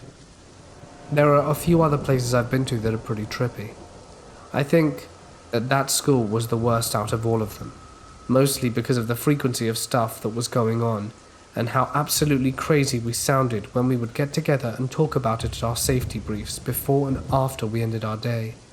The reports we wrote must have had our bosses and other people thinking we were nuts, because even though we would do atmospheric testing for gases and whatnot before we entered or went down, given the situation, everyone thought we must have suffered from some gas leak or something, even though they knew and had warned us it was maybe haunted. There were several crews there in charge of different areas, so about 15 to 20 of us in total, and we rotated 6 or 7 people out of the site because they didn't want to be there for obvious reasons.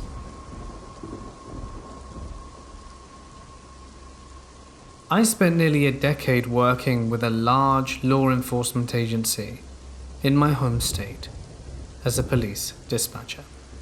Instead of answering calls made to 911, my job was to remain in direct contact with and consistently provide information to officers and other first responders. During a specific graveyard shift with very few calls in its entirety, I dispatch officers to an escalating yet non-physical domestic dispute. In short, it concerned child custody, which can undoubtedly shorten tempers and set parents on edge. A father had violated the hours of his visitation rights by showing up intoxicated at 2 a.m. at his now ex-wife's house. She, of course, was not too pleased, prompting the emergency call when he refused to leave.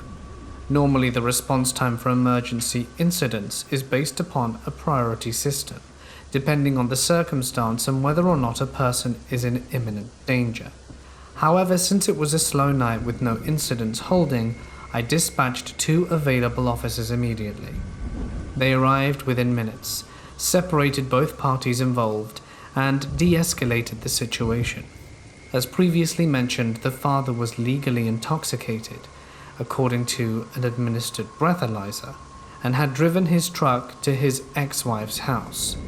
But since he had legally parked on a public street and wasn't behind the wheel when officers arrived, he wasn't charged with drunk driving. I ran his information and background, and except for a prior DUI, driving under the influence, and a couple of minor offenses, his record was otherwise clean and he didn't have any warrants out for his arrest.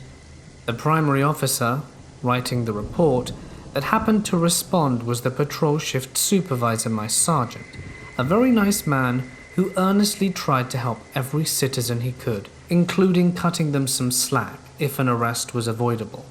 He let the man off with a trespass warning, and even gave him the opportunity to call someone to drive him home or use public transport and return for his truck the next morning, after he'd sobered up.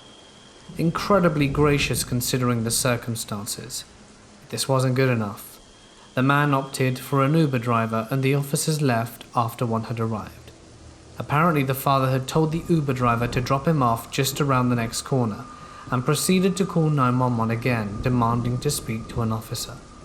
My sergeant was made aware of this and asked me if I would call the man back to see what else he wanted.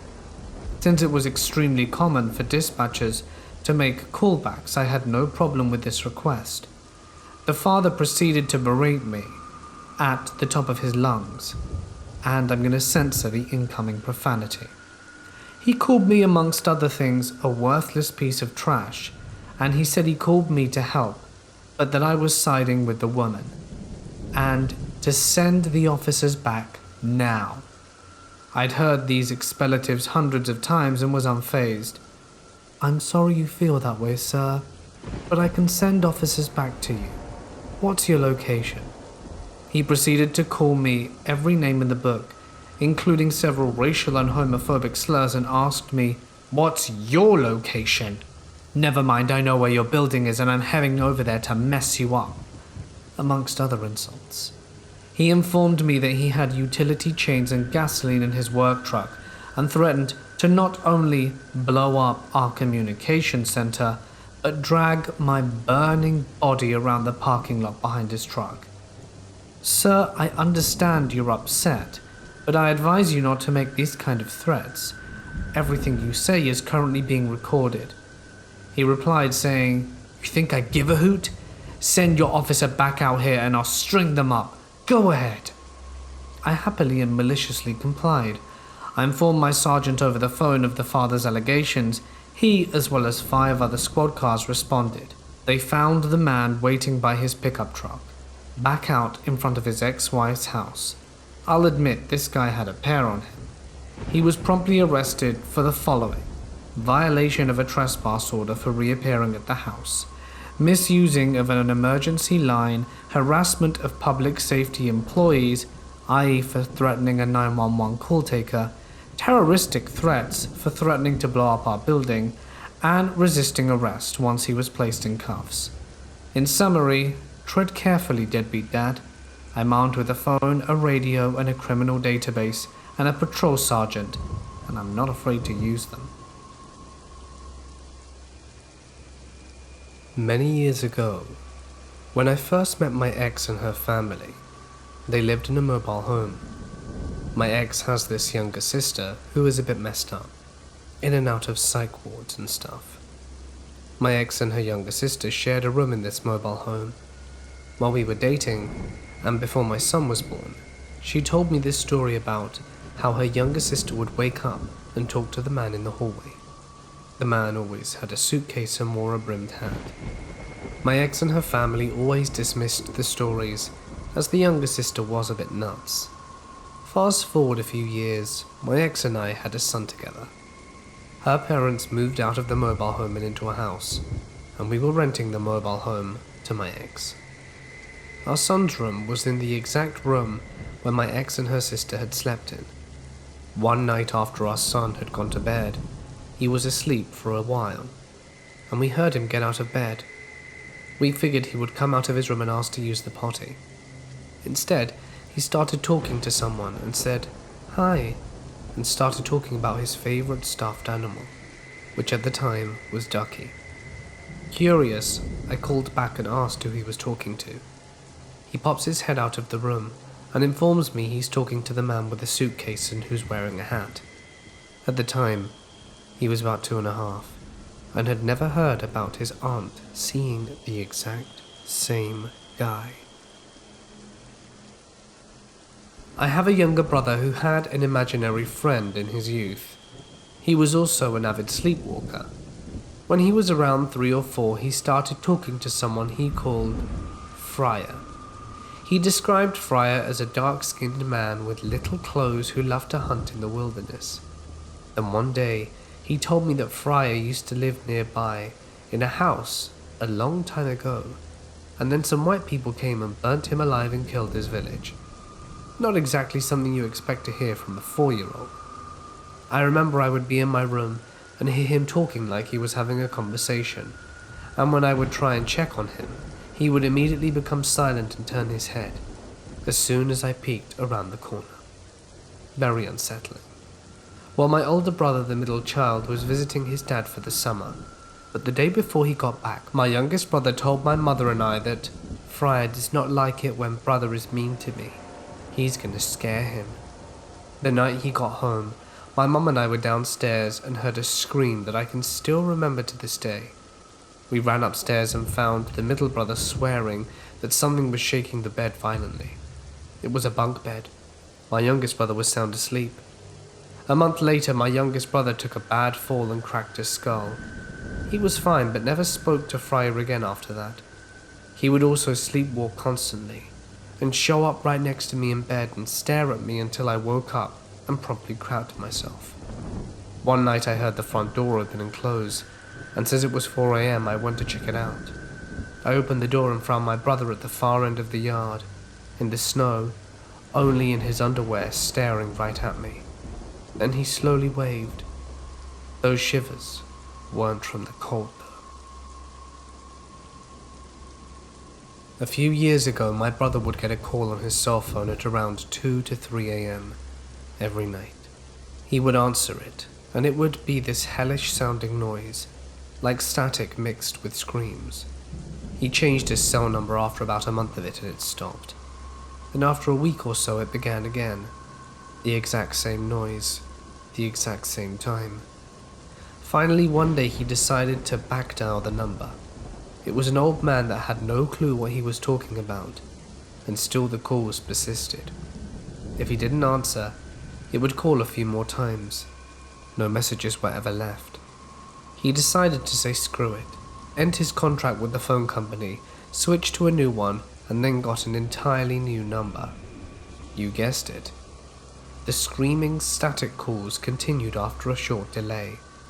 By this time he was terrified every night, unsure why this was happening. He backdialed the number again and got a different person. Around this time he lost his job and his phone. The calls stopped, of course. His phone was disconnected now.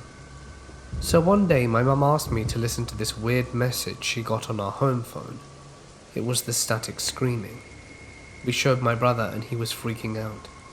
He backdialed the number again, and it said the number was disconnected this time. Never heard from it again after that. One summer night about 3 years ago, when I was 22 and a single mother, I had just left my boyfriend's house. It was the weekend, and my daughter was with her father, due to our arrangements. He got her on the weekends, and I was not even halfway home when I figured that I'd stop at Sheetz to get a nice coffee and some gas for the long ride ahead of me. With hardly anyone at the gas station, I pulled right up beside the pump and grabbed my purse so that I could go to the store and pay. I walked in and I paid for gas and coffee as usual. On my way out the store, I get halfway into my car, and I get this feeling that someone is staring at me. I look over and see an older guy in his 40s getting ready to walk into the store, and he's giving me the most messed up look that anyone's ever given me. I felt as if he wanted to do something bad, so I found myself walking quickly to the pump, and as he was in the store, I'm filling up my car. I'm getting done, jump in the driver's seat while he walks out, and pull up to the stop sign and wait for the red light to change so I can go on since it's the main road. Meanwhile, I look over to see where the guy is, and I see the guy hop into a car and turn around in the middle of the parking lot and get directly behind me. I start thinking to myself, what the hell? The lights change and I make my turn.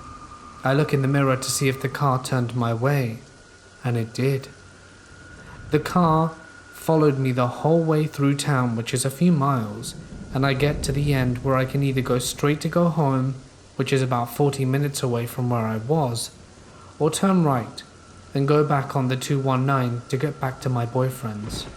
Just then I remembered that my mum had called me earlier to tell me that she and my stepdad were going somewhere and wouldn't be home till late, so I turn right, and the car was still behind me. I call my boyfriend and tell him the car is following me, and explain the situation. All freaked out, he stays on the phone with me. Meanwhile, I'm speeding down the road and trying to lose this person by purposefully hopping in front of other cars in hopes that maybe, by any luck, I would either lose the car or get pulled over. I look back in my mirror again to see if I lost this psycho and he's still behind me. My heart sank even further into my guts when I looked. About 25 minutes later, and still on the phone with me, my boyfriend tells me he's going to meet me at the bottom of his driveway. Then I tell him I'm almost there. I start to slow down so I can pull to the bottom of the driveway and see my boyfriend standing there waiting for me. Not a second later, the car that was following me starts slowing down almost to a dead stop, until the person's headlights hit my boyfriend and they see him throw his arms up like, what the hell? Immediately the car gasses it, and my boyfriend tries to make out the car as best he could since it was dark. It was a dark maroon coloured car. I can't remember the model, but I remember the rims looked pretty battered. I was so anxious, but yet at ease that my boyfriend just saved me, and that I was safe again in his arms. To this day, I still can't stop thinking about what would have happened to me if I'd have just gone home, especially considering where I lived and how many miles away it was from the middle of nowhere. Even when your closest neighbors are Amish, no one would have been able to hear me scream. The person could have done whatever they wanted to me, and I would have been completely alone.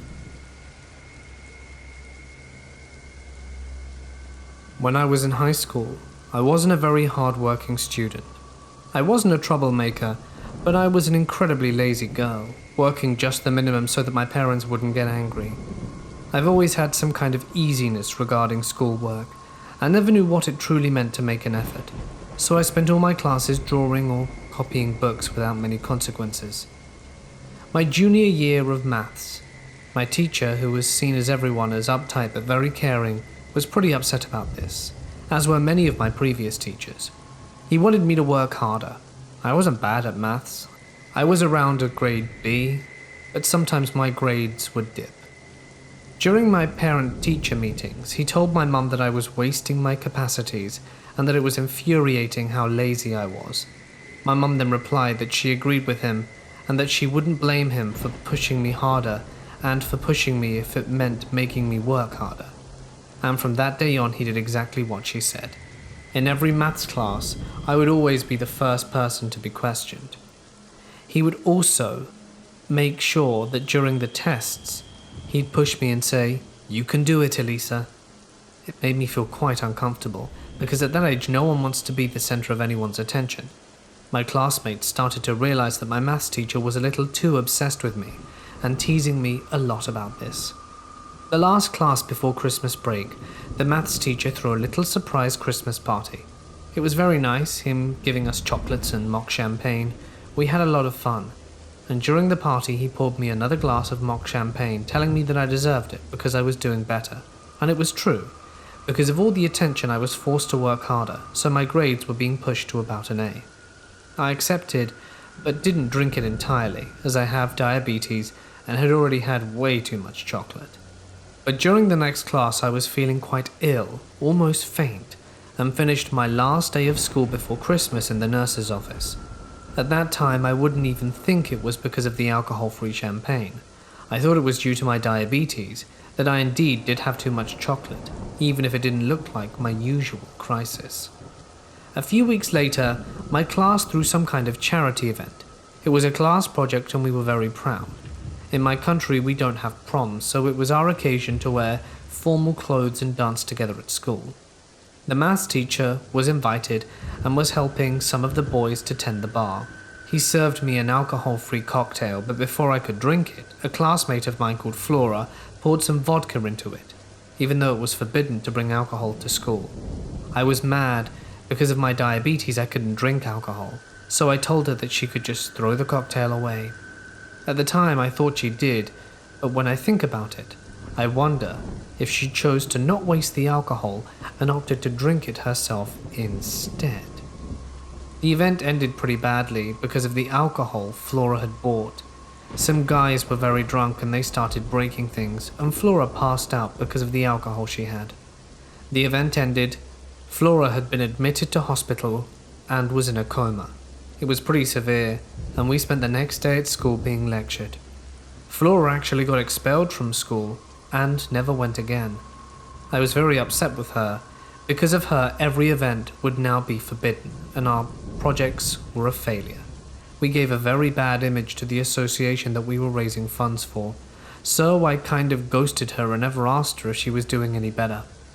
I feel bad about it now, but at the time I was immature. But because of that, I'll never know if she was ill because of the alcohol or because of my cocktail.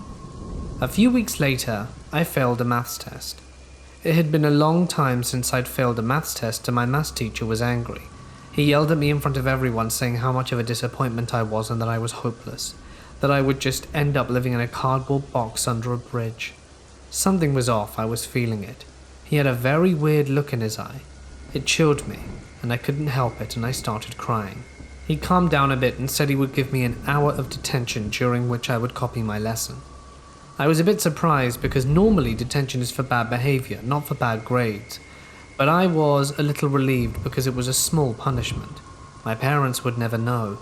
I lived quite far from high school, and there were buses only every hour, and because of that, even if I finished a class at 4, I could never be home before 5. and when I'd gotten detention between 4 or 5, my parents would never know. But then when he officially gave me the detention hour, he said that he wanted to be personally present during it, and that the only possible hour was 5 p.m. to 6 p.m. I was nervous as I knew that meant I'd have to tell my parents, and they'd know everything. As I said earlier, I wasn't a troublemaker, so I first planned to go to detention, but during the day my friend and I spoke about it, and I was feeling more rebellious. So I decided not to tell my parents that I was in detention, and that one of my friends would pick me up at 6 and drive me home. At 5 p.m. when heading towards the detention room, I was angry, mumbling that it wasn't fair to be in detention because of one bad grade. And when I arrived, I realized I was the only one waiting. I then realized that I would be the only student there, alone with that maths teacher who was a little obsessive, and it was getting dark. It was late winter, and it was a big note for me. And when I saw him coming, I panicked and said, "Sorry, I have an emergency, I have to go now. I'll email the school for rescheduling the detention," and ran off. He started to yell at him and said that I had to obey him and go to detention, and that he would call my parents. But I didn't care. I knew something was up. I sprinted towards the bus stop and caught my bus and made it home. I was afraid that he'd ring my parents, so when I arrived I was shaken, but my parents greeted me normally, so I assumed that he never did. He never came back the next day, nor in the next few weeks. Eventually I learnt that he actually quit his position at the school. A shrink came during an hour to ask us if we ever wanted to talk about the maths teacher, but as no one knew what was going on, we didn't have much to say, so the shrink left and we never heard from him again. Until a few months ago. I became a teacher. How ironic, given my laziness when I was a teen. And one day, chatting with my coworker, I mentioned his name, talking about my weird, bizarre maths teacher and how I skipped a detention hour, and one of my oldest coworkers went very pale hearing his name. In fact, a few days after the detention hour incident, my maths teacher was arrested for having downloaded some videos from the dark web and some kind of snuff movies starring children and young teens. Maybe this detention hour was just a detention hour and I would have gotten out of it without any issues. But now I'll never know, and I've always wondered what would have happened if I'd have stayed there with him and hadn't have caught my bus. And sorry, Flora, maybe I was the reason that you were expelled. This happened to me and my friend around 9:30 p.m. on a Saturday. I live in an area where not much goes on and is pretty safe for the most part. Me and my friends are dumb teenagers, both males that love urban exploring. Our favorite sites to explore are tunnels. At 7:30 p.m. one night, me and my friend were exploring some sites around the park, 2 blocks away from our house, full of small tunnels to explore. We felt a little weird because we didn't feel as if we were alone. There were a couple of disc golfers, but we watched them leave, so at this point the park was completely empty. My friend and I were just exiting a small tunnel to get back to the park as we were waiting for the disc golfers to leave, so we could go to the next secret spot, which were train tracks that were still somewhat in use. To get to the train tracks you have to go through an off path in the woods that has a few curves, so it was hard to see. My friend led the way. A few seconds later I thought I had lost him, so I yelled his name. Here's where things got weird. I heard what seemed like an almost distant yell or shout from the train tracks. I thought he had sped up, so I jogged up ahead and eventually ran into my buddy. This was just around a curvy turn, so I asked him if he was okay, and he replied with yes, like nothing had happened. A little suspicion ran through my mind, so I asked him if he had yelled at me from the tracks and had come back to get me. Shockingly, he didn't. He was waiting for me just at the turn, and he also said he heard the yell. While my friends and I are idiots, instead of going back, we quietly continued to the tracks. When we got up to the bridge with the train tracks, there was absolutely no one and nothing up there. All I knew was that I felt like I was being watched from the trees or something. I let my friend know about this feeling, and we quickly stopped throwing rocks into the creek and headed back to the park. I knew something was wrong as we were leaving. I just couldn't put my finger on it. We played around on the basketball court at the park before we left. Due to the creepy vibe, my friend and I decided it was best to take the main road back instead of the shortcut through the woods that led to our neighborhood. It was around 9:30 now. My friend and I were talking about what we should do all night, because he was now spending the night. The park had a soccer field across the street from it, so it had 2 gravel parking lots that are sort of hidden by trees. As we were walking past one of the gravel lots, I felt what seemed to be like a warning from my body. I passed it off as nothing, but as we crossed the street from the gravel lot, here's where things start getting creepy. I could see someone come out the shadows of the gravel lot. They had appeared to be wearing very dark clothing and a hoodie covering their face. I was getting red flags everywhere. The way they came out of nowhere was so subtle and perfectly timed. It was almost as if they were waiting for us to cross to start following. My friend hadn't seemed to notice this strange figure, so I told him to jog ahead a little, and he seemed confused. So I pulled him close to me and told him what I had just seen. He seemed anxious, so he picked up the pace a little bit. Every once in a while I would look over my shoulder to see where he was, and every time I looked he would be at least 3 feet closer to us. I could hear the figure's eerie breathing. Thank God we were close to an alley shortcut that no one really used but me and my friends. To get to it, you had to go up a little hill left of the street. I saw this as an opportunity. I mumbled to my friend, "Use the alley." He quickly nodded yes, and the second we made it to the hill, we casually jogged up ahead to the alley. I told my friend to wait for a second, peeked over the street from the alley, and there I saw them. What appeared to be a man in his 30s making his way towards us very quickly. I could see his eyes now. They were staring directly at me with an evil and sinister look. I told my friend to bolt up the alley to his house, which was connected to the alley, and we'd never ran so fast. We made it up the street, took a sharp turn to the left. We lost him at this point, sprinted through his front door and locked every single entrance. We turned off all the lights and hid for what felt like an hour. Thank God he was nowhere to be seen. I've never seen this person again, and sincerely hope I never do.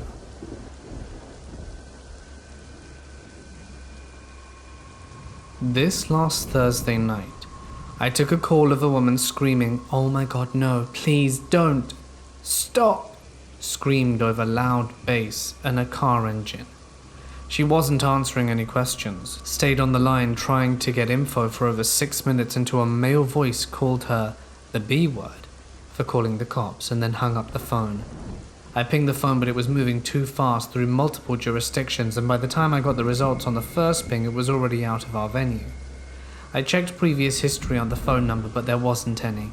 I ran the phone through a database we used to cross-reference information on phone numbers, names, criminal records, and restraining orders. Nothing. I also tried to get subscriber info so we could maybe contact someone who knows the owner of the phone, but it was a prepaid with no info on it. I alerted the highway patrol and the neighboring jurisdiction, which is notoriously slow if I get any response at all.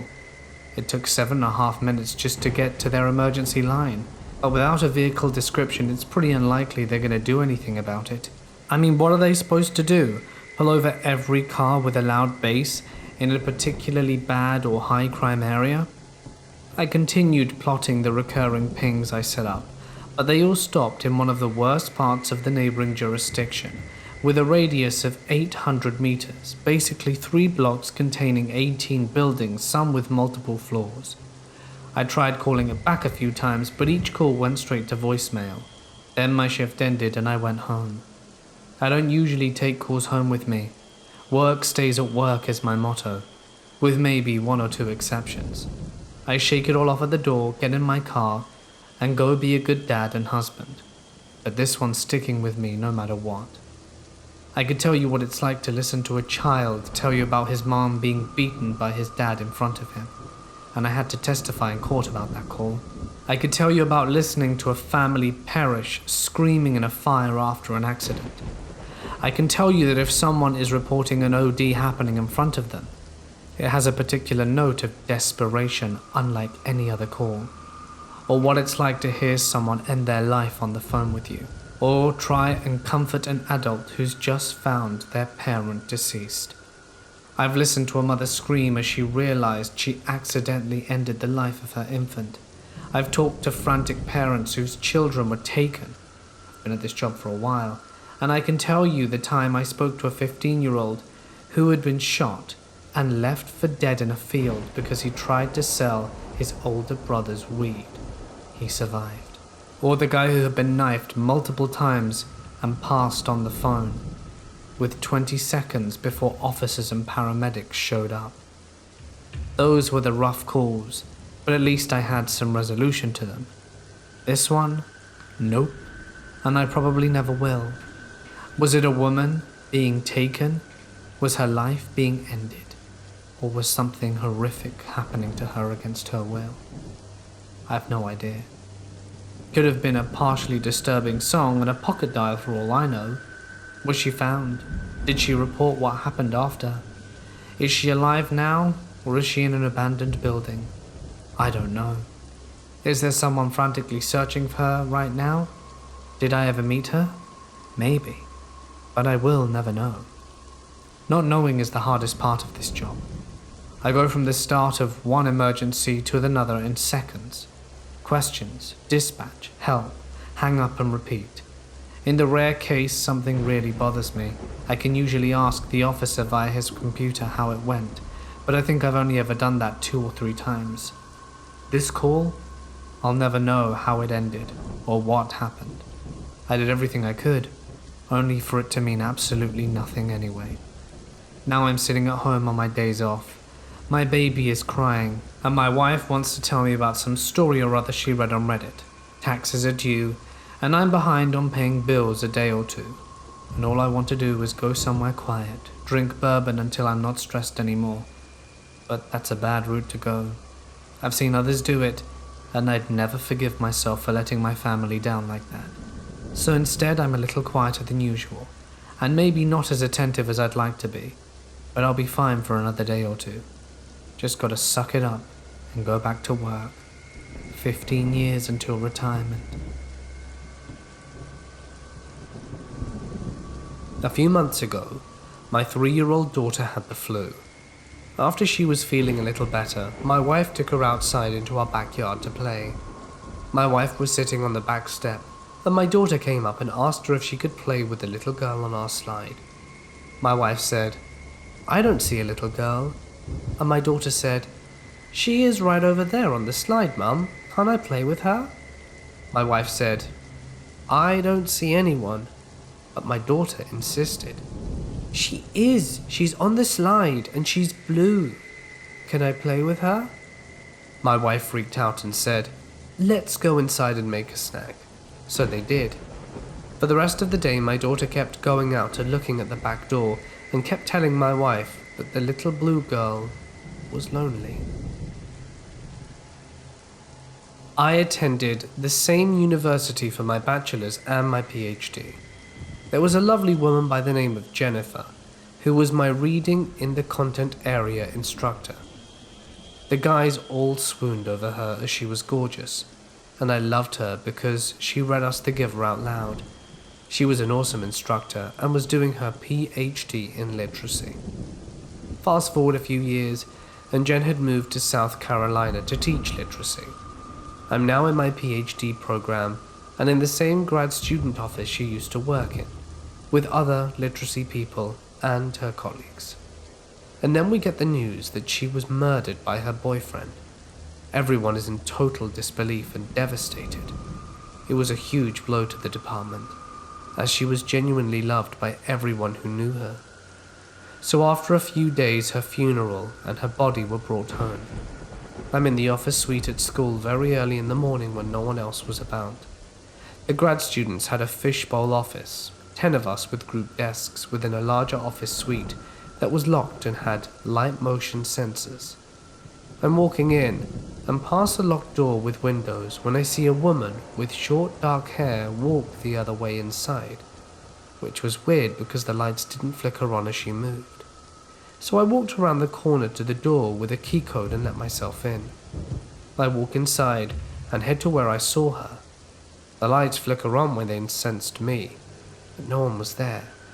It's just me and an entire suite of empty offices. I swear to God it was her saying goodbye to a place she spent so many years at and where she had so many friends.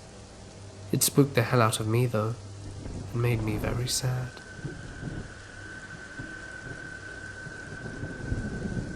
This story takes place in the summer, after I graduated high school, and I was working at a local gas station. There's more to this story than just being trapped by a customer, but it all builds up to it. This guy and his girlfriend used to frequent the store, but one day he came in by himself. He never gave me bad vibes before, and his girlfriend was super friendly. On that day, I was dressed up, since I was going on a date directly after work, and he jokingly asked if I had a big date that night. Seeing as he had a girlfriend, I didn't think much of it and said I did, and it was with a foreign exchange student I'd been seeing. The foreign exchange student was leaving in 2 weeks, so we were trying to cram in as much time as we could. Well, me and my girlfriend broke up, so when that foreigner leaves, you should give me a shot. I was kind of shook because of how forward it was, especially since I just said I was seeing someone. I politely told him again I was already seeing someone, but thanked him. Little did I know this was going to make work hell for the next few months.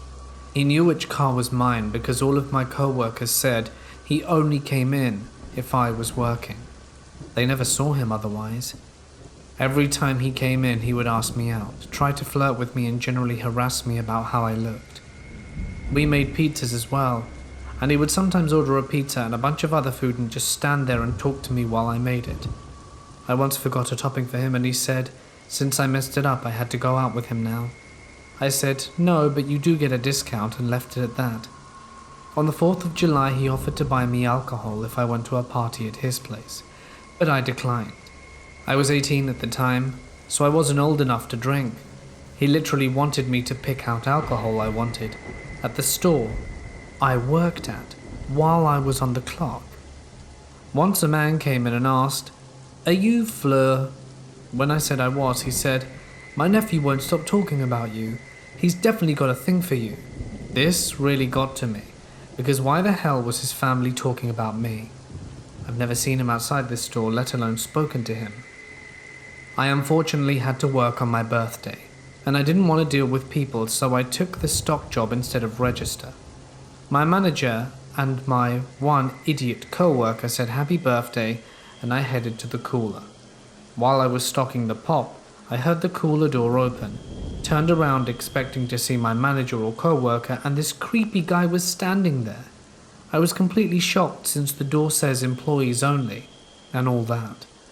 I somehow stammered out why he thought it was okay to come back here, and he said he wanted to tell me happy birthday, and that he had something for me. Now I'm absolutely terrified, wondering how he knew it was my birthday, and what the hell he had for me. He suddenly grabbed my wrist and dropped something into my hand. Before I could even see what it was, he was gone. I looked down and it was a small baggie of pot. I could only think, what the hell? I quickly went to grab my manager. The owner hates drugs, and I didn't want to get in trouble, so I thought it was just best to tell him. I was shaking and crying, both because I was still scared, thinking about what could have happened if the guy wanted to do something else, and that I was going to get fired for having illegal drugs in the store. The owner was furious, but he assured me he wasn't mad at me. He told me the guy was banned, and he told me I got to handle it however I wanted. If the guy came in, I would call the owner so he could do it himself, or I could tell the guy. I decided I wanted to tell him myself. Not sure why, maybe I just wanted to let all out the frustration of the situation. The next time he came in, I told him off. I told him that creeping on me for months was inappropriate, especially since I was at work and couldn't be rude about it to him. I told him that nothing was ever going to happen, and that he was a creep, and he made me very uncomfortable. Finally, I told him he was a nutcase for coming into my store, seeking me out in an employees-only section, basically trapping me somewhere where I couldn't run, and giving me illegal drugs that could cost me my job and get me in legal trouble. Told him to get out and never come back. I know this last part sounds very fake, but it really did happen, and it felt really good to be able to get all of that out while I was at work. Not many girls get the opportunity to tell off their creeps, especially while at work, and now I was basically given permission to. I hope we don't meet again.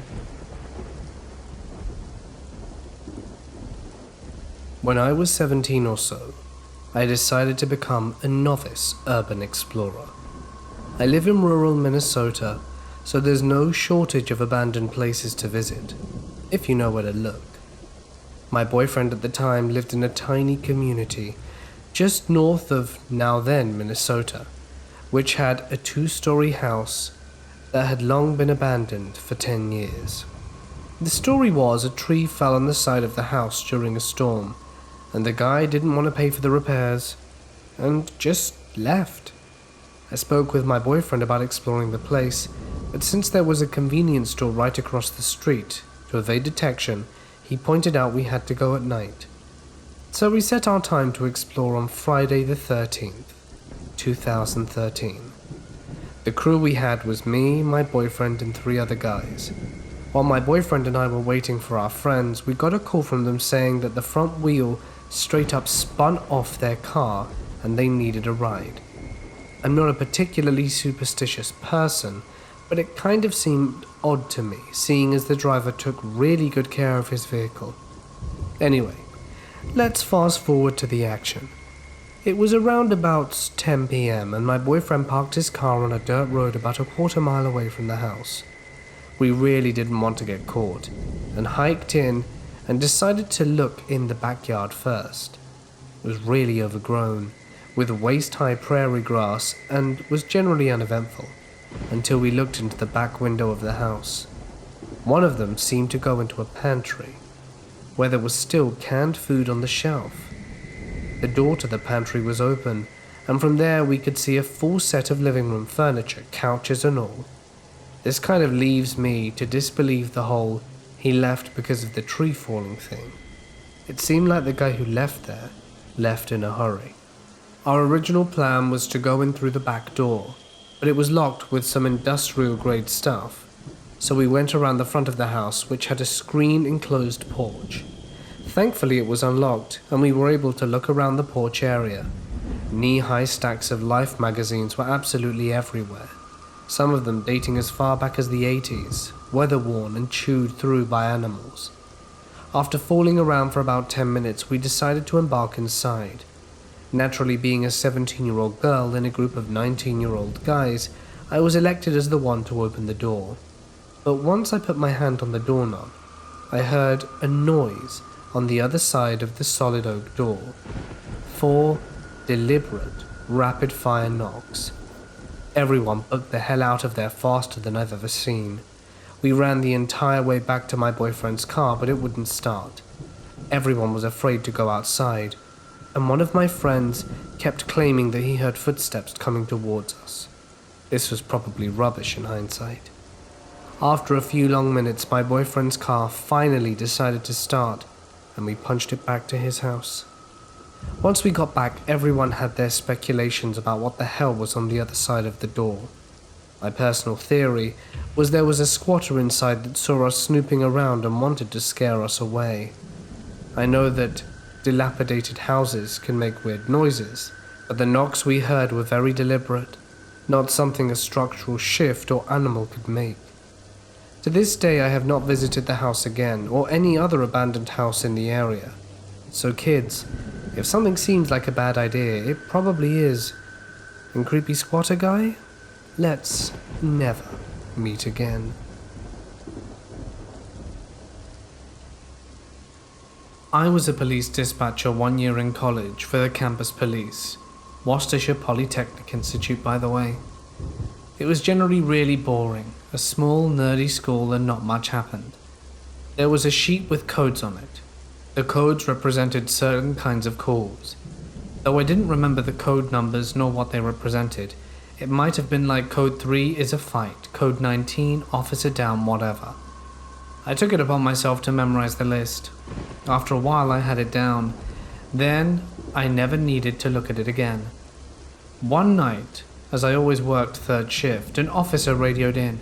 Code 42, Main and Elm, 33, Brock Road. Code 42? I don't remember that one. Plenty of codes. Half of them were benign. They included common things like filling up your gas tank or noisy complaint. It wasn't always something horrible, so I wasn't too concerned. I casually looked at the sheet.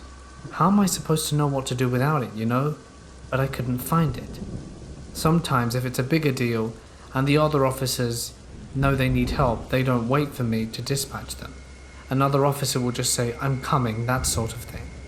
So when someone did that, I became alarmed. Then another officer did it, then another one.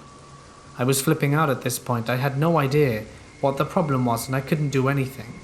So I was going to call 911 and say, "Send an ambulance, something happened, and while you're at it, send a fire truck just in case." Someone was going to die. I knew it. And it was all going to be my fault for not knowing the code, not finding the sheet, and not having the guts to ask what it was. And then I found it. Scanned down at the bottom, 42 was the biggest number I'd ever heard. Dunkin' Donuts Run. Those cops scared the life out of me. I figured I'd share with you some strange and what I believe to be paranormal experiences happening at my place of employment. I work at an old restaurant in a city in Oregon. I will not say which or which city for obvious reasons. The restaurant has been around 35 years, so you can already imagine how old the building is. I work as a bread baker during the night hours. My shift is usually from 8:30 p.m. till about 3 a.m., depending on which products need to be made. My co-workers tend to leave at around 10 o'clock. Sometimes the dishwasher is there for a bit later. Thought I got lucky moving here and landing this job right away at $13 an hour, and now I don't feel so lucky. My first experience was the second month of working there. I had just put some hamburger buns in the proofer and had some time to kill, so I walked into the dining area to make myself an espresso. Halfway there, I noticed a faint whistle coming from the dining area. I shrugged it off, as it stopped once I entered. As soon as the espresso was done, the whistling started again, but louder. I couldn't make it out, if it was a song or something else, but it went on for about a minute, then stopped. My whole body shivered, as I was definitely creeped out. The next day, I mentioned this to the dishwasher, and she looked at me for a minute and then sighed. She told me that the building is most definitely haunted, and she constantly hears the whistling as well, but only when she's here alone. The conversation ended there. She doesn't speak English very well. This experience freaked me out pretty bad for a few days. I still get chills thinking about it, and you may not think it's creepy, but it was. We have a huge walk-in cooler, filled with tons of prepped food and so on. This was around 11 p.m., and the dishwasher is still there.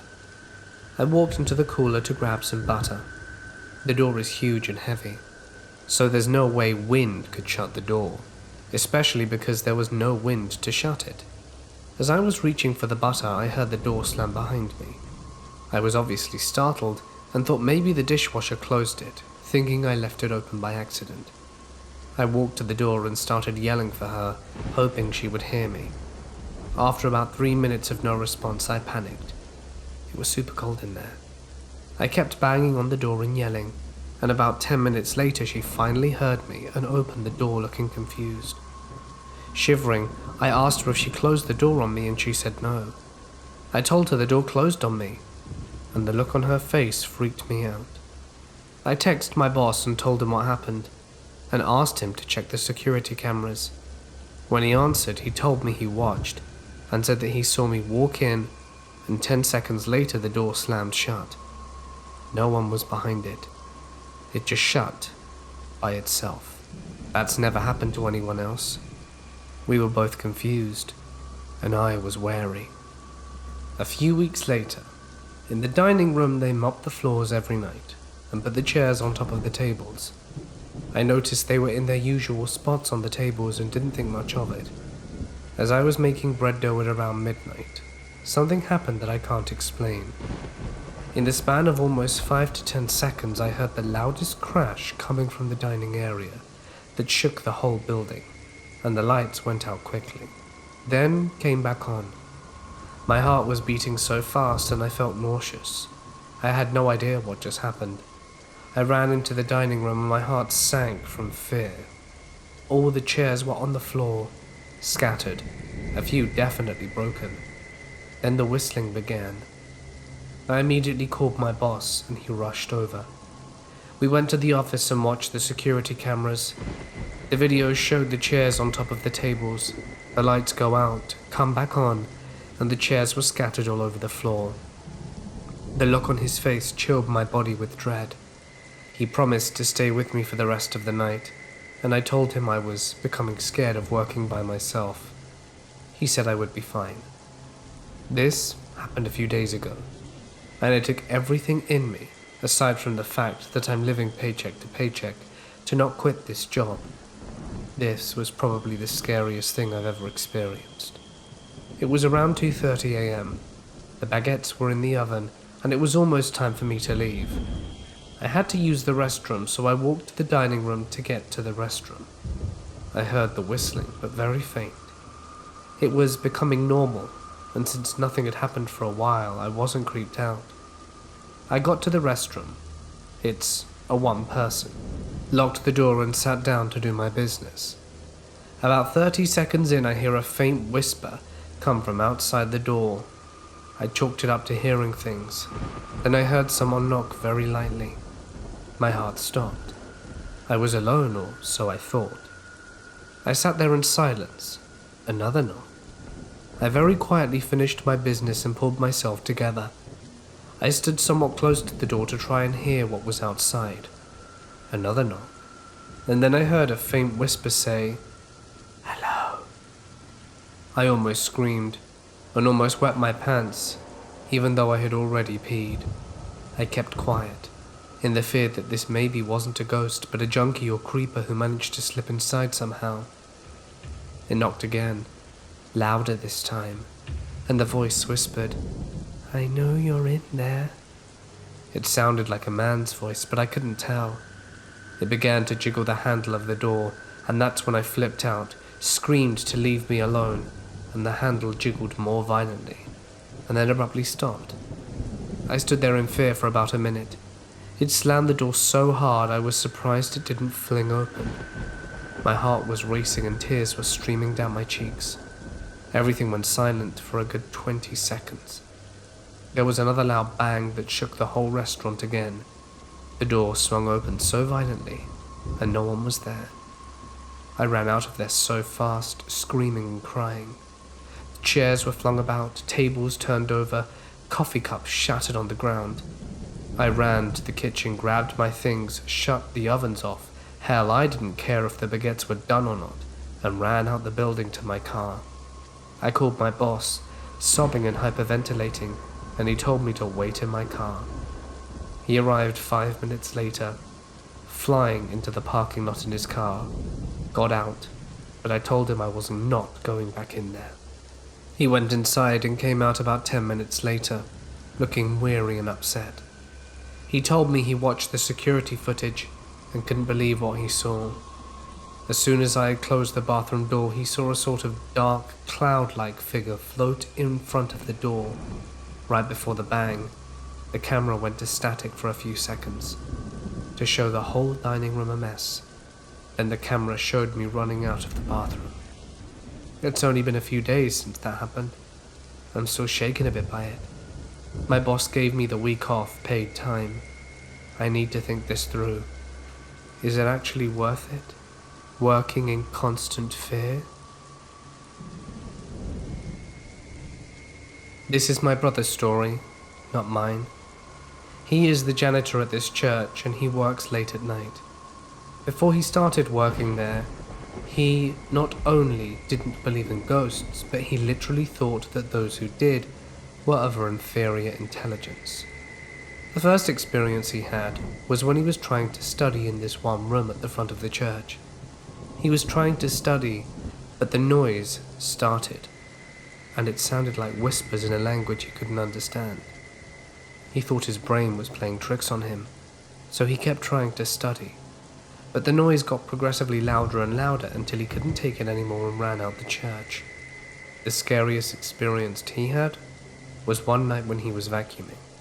He had a phone at the time that would super annoyingly inform him every 5 minutes for the hour before it died that it had low battery. He was vacuuming like he always did, and then he received a call. It was from the church's phone number, and before he could pick up or reject, his phone instantly died. He started sprinting to his car, and he heard the noise of the door in front of him open even though it just stayed shut. He told me he smoked 14 cigarettes in his car on his 10-minute drive back to his place that night. Then, after having these experiences, he started asking other people who worked for the church if they'd had anything strange happen to them. All of them said yes. The scariest one was of this lady who works in one of the offices in the church. One night she was working late, and the church was empty, when this old woman who she knew appeared out of nowhere. She was all like, "Hey Mabel, coming to service tomorrow?" But Mabel ignored her and continued towards the stairs and started walking up them. She was very confused and felt that Mabel was being rude or perhaps didn't hear, so she left her office to go upstairs and find Mabel, but there was no one there. When she got to the top, she remembered that this particular old woman had had her funeral in the church recently after dying the week before. And now that I can talk about my own experience, I was once closing up an event at the rec center I work at.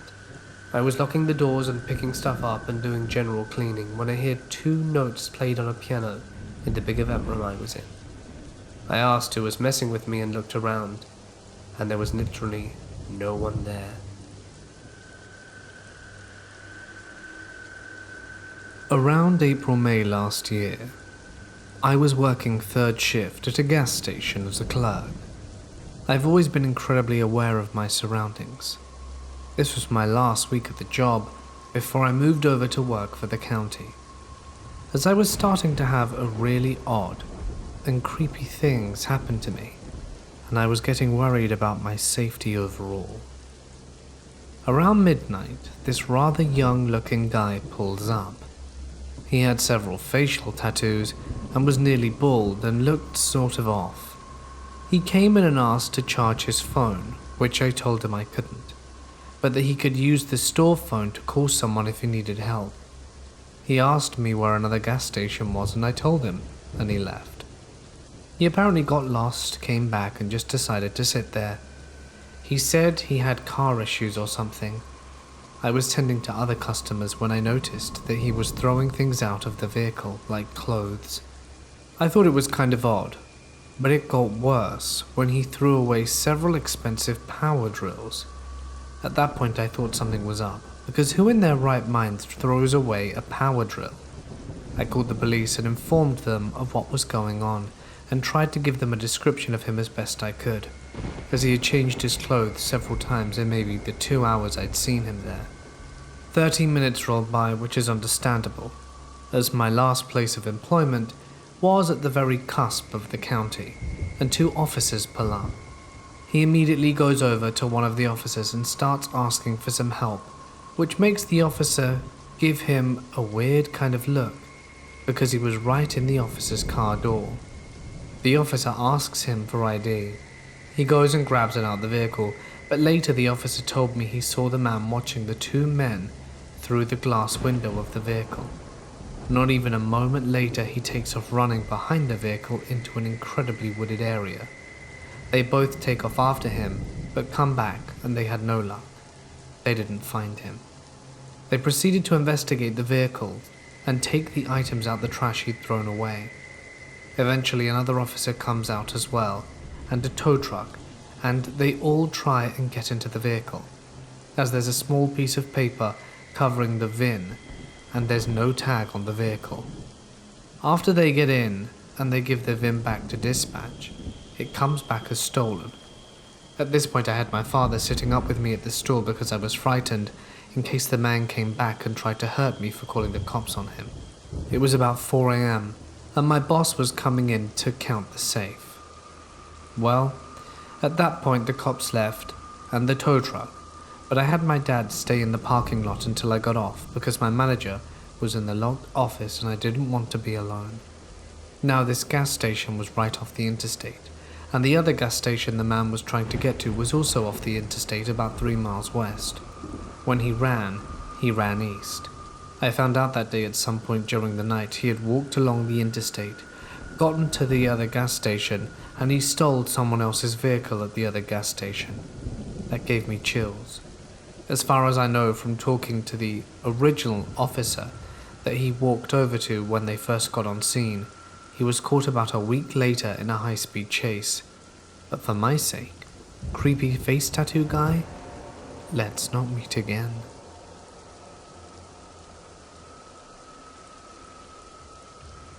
Some friends and I were part of the Pennsylvania Ghost and Paranormal Research Team at one point. No one ever believes me because my ex lost everything, including the recorder in a house fire, which is creepy enough.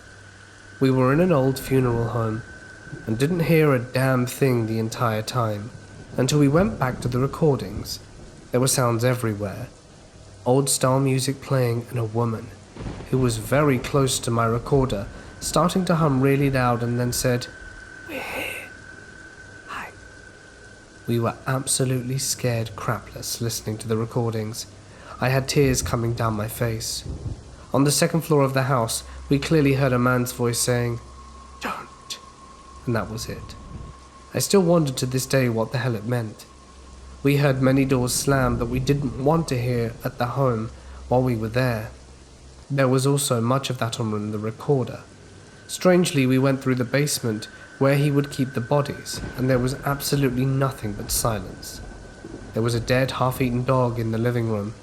Because we had so much evidence the first time, we went back a second time, and the property owner wouldn't let us back in because it was unsafe to walk anymore. They were about to do some renovations. Then life happened and we never returned. Left the team and broke up with my ex and then the fire. I wish to go back and record one more time. It's a thing I keep thinking about. It's like a life calling, and that house just sitting there unoccupied waiting for me.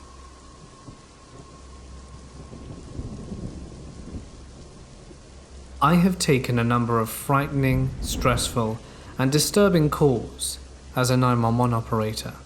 These include, "I watched my roommate end his life, and he's still breathing." The roommate lived long enough to be transported but died shortly after. "My husband has PTSD, and he has a firearm." In that one, I managed to get the wife and child out of the house safely, but the husband didn't make it. Or the non-English speaker with the choking baby. There are delays in getting interpreters conferenced in, perhaps the sound of a gunshot in the background, but the list goes on. But the majority of the calls we process are routine. Even the emergencies we have, the cavalry at our fingertips, and the capacity in most cases to get the right help to the right location in the right amount of time. This means that heart attack dads, or car accident mums, or fighty, drinky neighbors usually aren't even a blimp on the emotional radar. I don't say this to minimize the level of crisis for those involved, but it helps explain how we can be saturated without becoming, well, saturated. In reality, many of the calls that we have had haunted me, and have been the unexpected or heartbreaking details in otherwise routine calls. The world-weary 8-year-old, same age as my youngest, calling in a disturbance between mum and dad, telling me mum's a crackhead. The guy at his Christmas tree lot who had just been robbed at gunpoint, telling me the bad guy just kept apologizing the whole time he did it. The elderly woman who on a routine medical call told me she wishes people who can still walk would get outside more, and that she would give up anything just so that she could walk again. There are the calls I take home with me. As much as many high crisis type of calls, someday it's the best and worst of humanity. The rest of the time it's just turtles all the way down.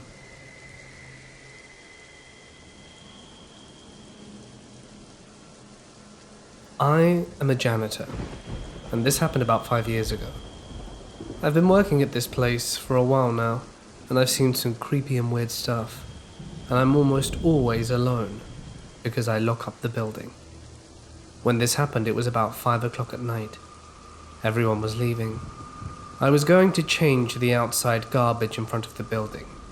As I was walking out, there was this girl sitting in one of the chairs in the lobby waiting for her ride. I nodded to her and smiled and walked out and started changing the bag. Now the trash can is directly outside the doors, so I would have seen anyone walking out. And there are windows everywhere, so I would have seen people get up and leave the room as well. It only takes me 20 seconds to change the bag. I walk inside with the trash bag full, and I look at the chair and someone completely different is sitting there. It was also a girl. She notices me staring, and, lost for words, she gives me a weird look. "Was there anyone sitting there when you came in?" She gives me a weird look. "No." "How long you been there?" "I was directly behind you when you walked out."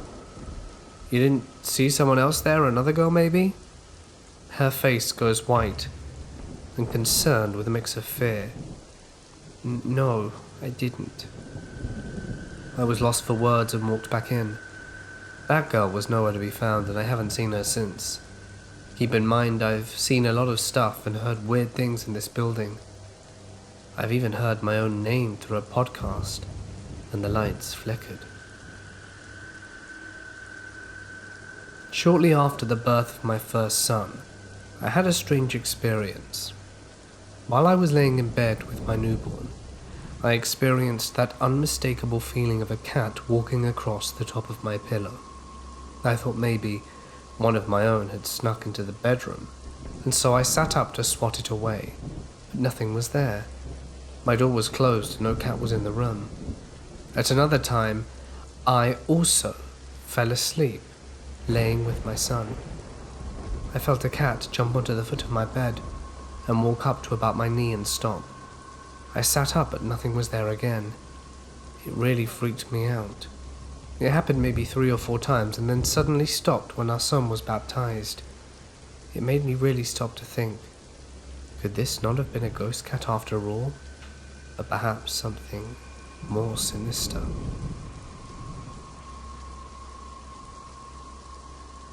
I was walking with my cousins about 14 years ago when we find what looks to be an old burnt-out house.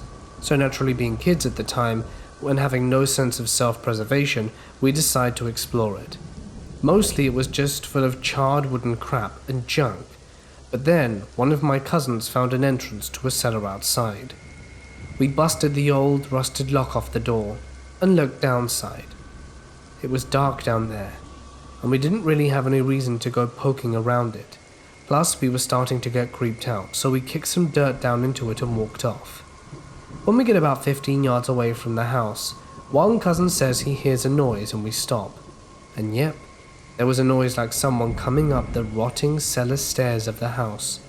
We peek back through the trees and see a dark kind of fuzzy shape crawl out the cellar which we left open. It looked like a big old dog. Then it stood upright. We hauled ass out of there and ran off in different directions like morons, each convinced that the cellar thing was chasing us. I ran right through some briars in a panic and tore my arm and legs up, which got me in trouble when I got home. We were all fine otherwise, but did avoid going back there in the woods in future. Closest thing I can figure is there was a small black bear living in the cellar. Maybe it had another entrance we didn't know about, and we woke it up. But seeing something hairy and dark come out the cellar then stand up was like being in a horror movie. I never want to go into that house again.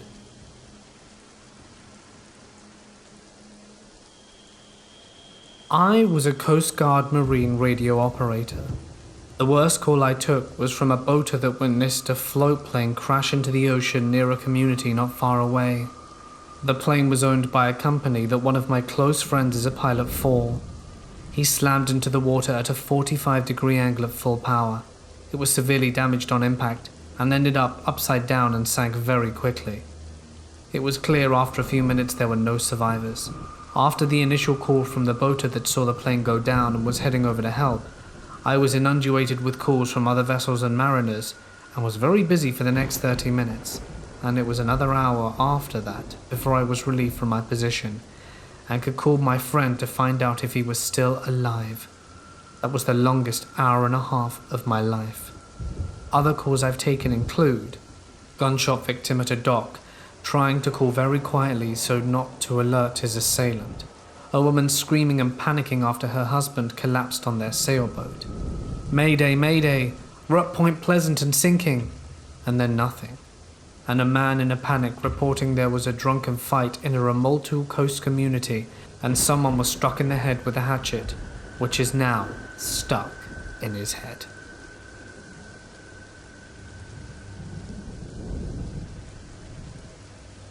I've seen a few strange things in my life. My grandma had this cat for a few years, an obese orange and white tabby. It kind of comes and goes, called Butter. He met with an untimely end, so we buried him in the woods behind the house. One day we were all having tea and toast, and I walked by his couch to see him sitting there grooming himself, legs straight up in the air. I kind of waved at him to swap me and say, "Hi, Butters." He stops and gives me that eyes half open stare and goes right back to town grooming. I walk into the kitchen, waited for my toast, and stare at the photo on the fridge of this fuzzball of a kitten, and realize that Butters is long dead. I slowly turn around and everyone seems to notice and ask me what's wrong. I tell them what I've seen, and my grandma gives me a somewhat pleased look to hear that her cat is visiting. I'm pretty sure we have a ghost cat in our house. It has happened often where people will ask if we have a cat on their first visit. When we answered them no or why, they usually all would say they could have sworn they saw one out the corner of their eyes. I have personally seen it once, clear as day, but it was there for a second and then it was gone. I personally like having it around. I don't have to feed or take care of it, and yet it keeps us company. Anyway, I figure if you're going to have a haunting, it could be much worse. I'll take a cat any day over a creepy shadow figure.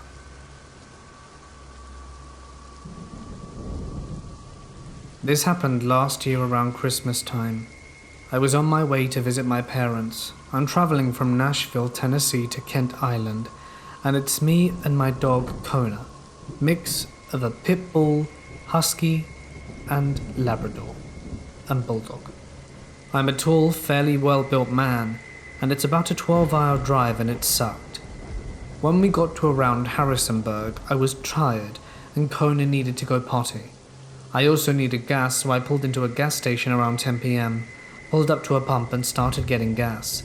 While the gas was going, I left Kona in the car and went inside to get some food and a much-needed Red Bull. When I walked out the gas station, I noticed a slender, raggedy man standing by my gas pump. As I reached my car, the man tells me that he's homeless and needs extra clothes, given that it's very cold outside. I'm empathetic. However, I tell him all I have in my truck are presents for my family and my little amount of clothing for myself. I apologize, tell him I can't help and wish him luck. He says that he noticed I had boxes in my truck and that anything would help. I tell him I have no clothes for him, but offered him the food I just bought at the gas station, but he refuses. He growls, agitated, and asks if he can have the heavy coat I'm wearing. Very nice pea coat that was a graduation gift from my mum. And I tell him no, and that I need it.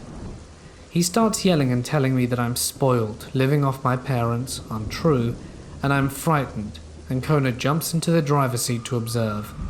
He reaches out to grab my shoulder and I back up and bump into my truck. He approaches it about 1 foot away from me and says, "I said I need your help," loudly with one hand on his pocket and the other on my shoulder. At this point, Kona goes mental, starts barking at the man and snarling her teeth. I can hear her bark, and so can he. He looks at Kona and I tell him to leave me alone right now or else. I'll open the door and my dog will tear you apart. This seemed to do the trick. He backed away and I quickly opened the door and hopped in, forcing my dog out the driver's seat. She's still going nuts and I wait until he's far enough away to put away the gas pump. I start to drive away on this side of the gas station and see the same man jump into the passenger side of a dark SUV. I was going to get my dog a big steak, but 5 minutes later, she crapped in my truck, so I think she was scared. Anyway, let's not meet again.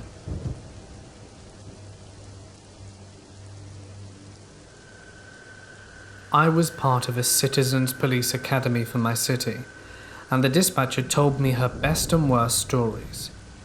But I'm only going to share the worst. A man called and said his girlfriend had ended her life. Police responded and found her in the tub, having bled out. After interrogating the boyfriend, this is apparently the timeline.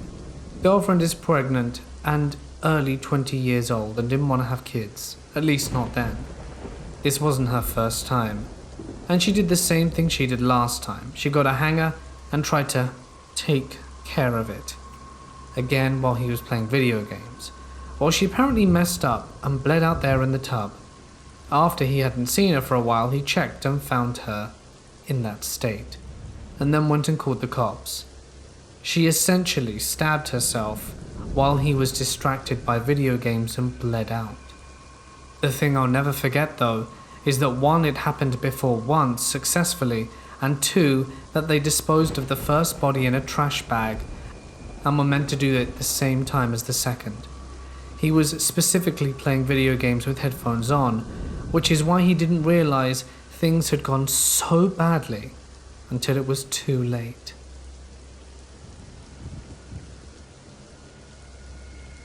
When I was about 4 years old, my house caught on fire.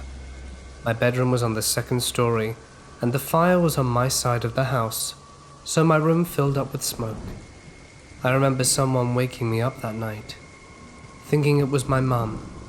It was a sweet woman's voice and told me to go sleep in my sister's room. I was never allowed in her room. I was the annoying younger sister. Then my mum woke up later that night to the smell of smoke and went to find us. She said my room was so filled she couldn't even see her own hands. In a panic, she went to wake up my sister to help find me, and she found me asleep on my sister's bedroom floor. If I had not woken up, I would have suffocated in my sleep. I had burn marks on my floorboards until 8th grade, when we moved out.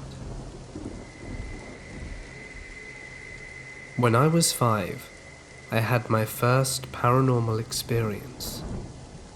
I lived in a small town in Washington called Colfax. I lived in a big house that overlooked the town. The house had 2 stories, and my room was on the 2nd floor. My parents stayed in a room on the bottom floor, so I was upstairs by myself all the time. At night, I would be awoken by my door being opened. This black figure would come in and stand next to my bed. The first times I saw it, I thought it was my mum, so I said, "Hi, Mum," but there was no response, so I just rolled over and fell back asleep. I asked my mum why she would come into my bedroom at night, and she got a confused look on her face and said that she never did that, so I got curious. That night I decided to see who was standing next to my bed. That night, when the figure came in, I looked at it in the eyes and realized that I couldn't look into its eye. It had none, or face for that matter. It literally had no face. It was just this black void that seemed like it was endless. I laid there frozen in fear and just stared back. After a while I gathered myself again and continued to just lay there because I wasn't doing anything. I wasn't afraid of it, because I figured if it wanted to harm me, it would have already done so. So after a while I fell back asleep, and when I awoke a little while later, it was gone. I told my mum all about it, and she told me that I was just dreaming and that I had an active imagination. I learned not too long ago that she would actually come up to the hall outside my room and stand there for a while, but she never saw anything. She also abandoned the effort after a bit. I wasn't the only one to see this figure though. My friends came over for a sleepover one night. We were all up until about midnight, mainly because my mum told us it was unhealthy for us to be up late, and we were up for another hour talking before we all fell asleep. I had mentioned the ghost that came into my room at night, but never talked a bunch about it. We were awoken by my friend Sophia screaming. We all got up and asked her what was wrong. She said there was a ghost in the room. My friends told her that she was just trying to scare them, because I had said something about a ghost that came into the room. My mum came up a few minutes later and my friends told her that Sophia had a nightmare. The next day at school, I spoke to her and asked her about it. She told me that there was a dark figure standing in the middle of them, since they were sleeping on the floor around my room in sleeping bags. When she screamed, it quickly disappeared. I told her that it comes into my room every night, and it was friendly and never said anything and just stood there. Sophia came to sleep over a lot since we were young and nobody cared that we stayed in the same room. We would sit there and it would come in. We tried talking to it, but it would never respond. I'm 17 years old now, and have since moved away from the house, but still at night it comes to my bedroom. It's followed me wherever I've lived, but does not come into my room as often anymore, or at least when I'm not awake. I'm not afraid of it. I know it doesn't want to scare me. I take comfort knowing it's watching over me, and I'm curious if this is something that has happened to others.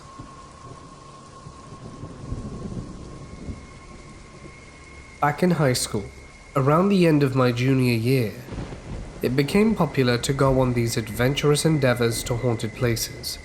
Literally a group of about 30 of us would carpool to some abandoned house one weekend, or to some secluded forest the next, spending the days at school in between searching for more places like these.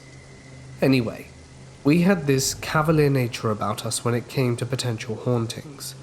At some point, a friend of mine who was several years older than me told me about how he and his friends would do similar things when they were young.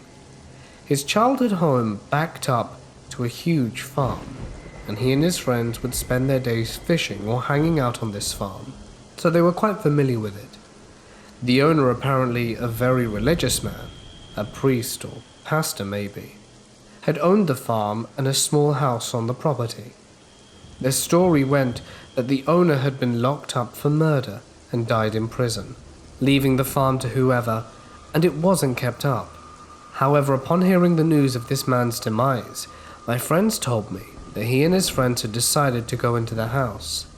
I guess the windows had been busted out, and they opened the door and walked in. He described them fooling around and trying to scare one another, but he had decided to walk up the stairs, and upon him reaching the second floor, he saw a coffin in the main open room. The way he had explained it to me was that he didn't know what it was, and immediately sort of sauntered over to check it out, only to have the sudden flash of realization that this was a coffin in an abandoned house. I suppose he and his friends made a quick retreat from the house. Of course, he told this part of the story much better, prepping in more detail about the man who owned the property that gave the story that mythical, supernatural sort of feel.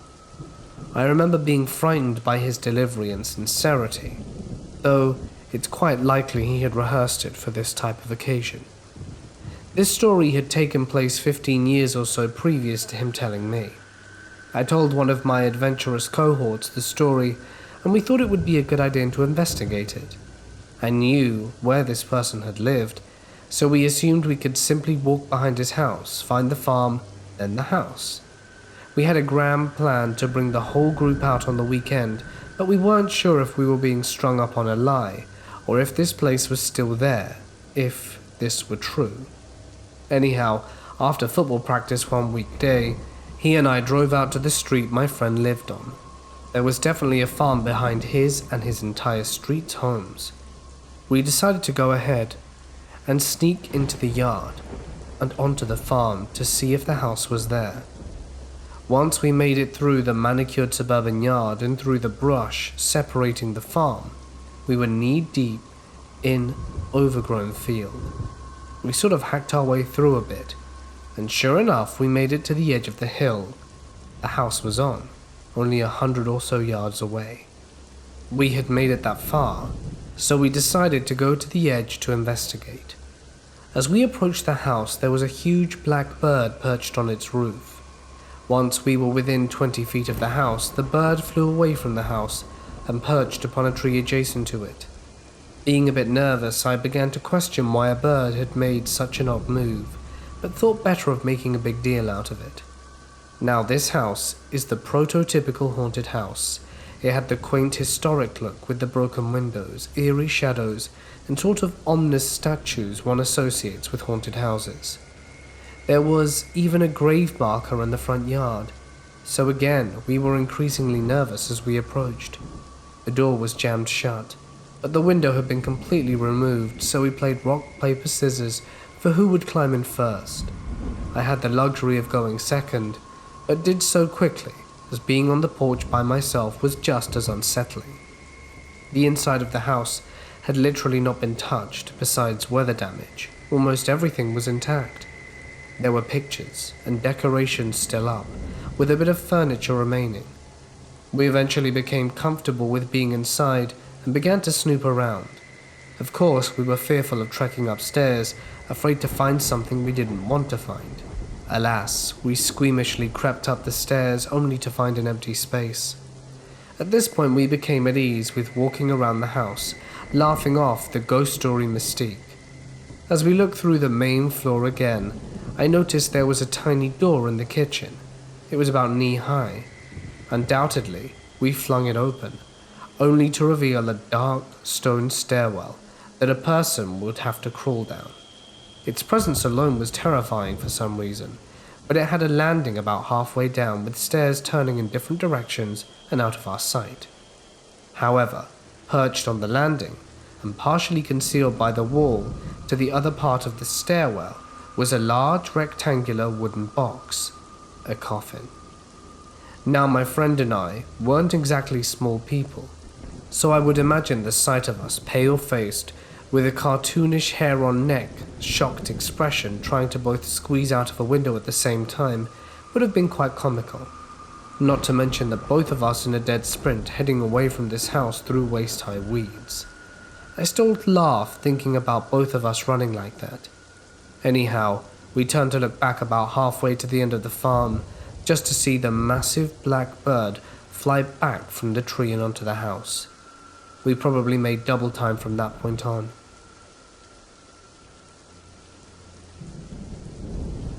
I'm a sheriff's deputy in a fairly busy county, so we see and hear strange things all the time, but this story gives me chills. There's an abandoned house in a rural area of the county that sits a good way back in the woods.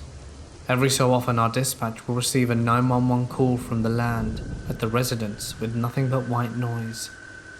The dispatcher asks if anyone's there, but they never get an answer. Since it's an open 911 call and we know the address, we have to respond, and every time we do, there's no one there. The oddest thing is, there's no electricity or any signs of wiring going to the house. Every deputy that's been there gets a feeling of dread just by being on the property. I'm not sure of the history of the house. I don't know what could be there. Anyone have any thoughts on it? And on my way out of the property I found a vehicle driving on the wrong side of the road. So I'm at the jail finishing paperwork on the DWI. But why don't we take this back to how it all started? To preface this, I consider myself to be pretty rational when it comes to odd situations, but I'm open to the idea of the supernatural. I wanted to share this with you because I thought some of you might care for it. Anyway, this was my first time walking up to this place, so it was definitely an experience. The trail is gated off, so I had to walk to it. It's about 200 yards back in the woods through very dense brush and trees. There was nearly zero light on the trail, and I had to really watch my step even with my flashlight. I jumped a deer on the way up, and it scared the living hell out of me. Once I turned the corner at the end of the trail and saw the house, my heart started racing, and I honestly felt like something was there with me. I started messing with my flashlight, phone, and notepad trying to get a good photo of the verification of the house, when I just felt that sudden urge to leave. It wasn't a feeling of, I shouldn't be here, but more of, you need to get the hell out of here now. Having been in a very stressful situation in the past, I learned to trust this feeling. I got the best photo I could and walked away down the trail towards my car. I'm almost embarrassed to say that I legitimately felt something was following me. I made my way back to the car, sat in it, and pointed my spotlight at the trailhead, waiting to see if something would come out of the woods. Fortunately, nothing did. I sat for a minute and caught my breath, while I reviewed the photos, hoping it was sufficient, because I did not want to go back. I'm about to go off duty, so this is it for today.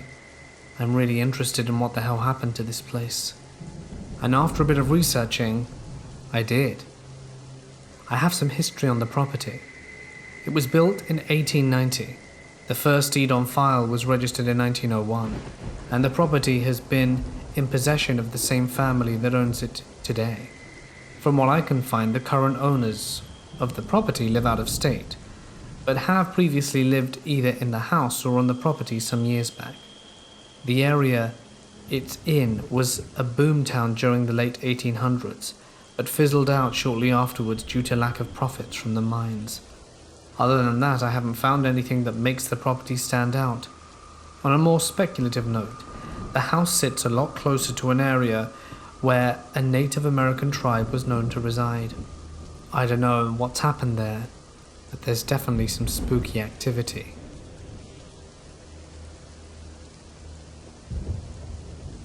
I live in the downtown area of a pretty major city. My street is relatively quiet, but I can't say so much for the surrounding neighborhoods.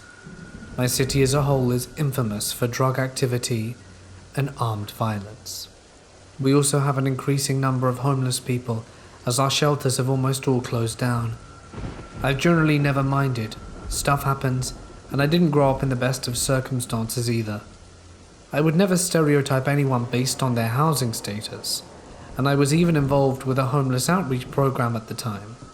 I left and never went back after this, and I've been hesitant to help anyone since.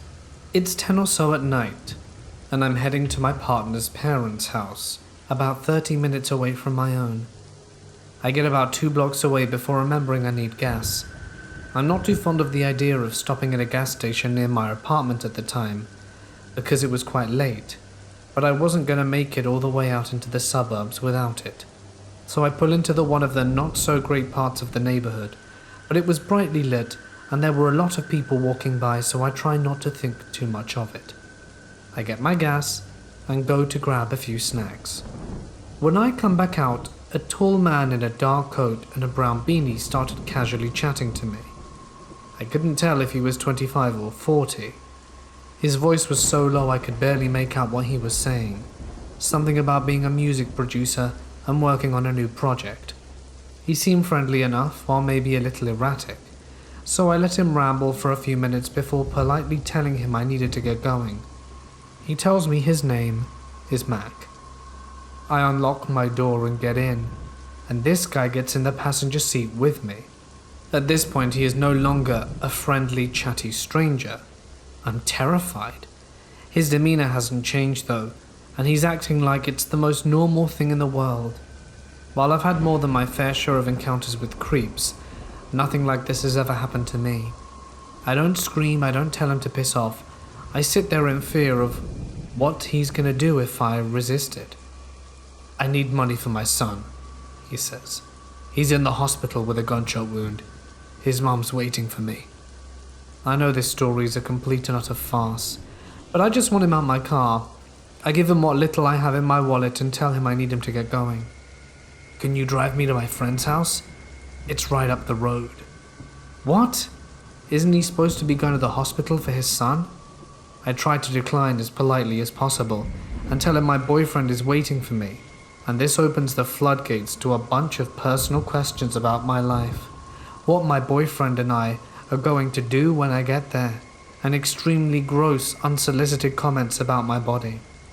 I've tried to block out his exact words, but it was incredibly vile, and at this point I'm sure that this is the end.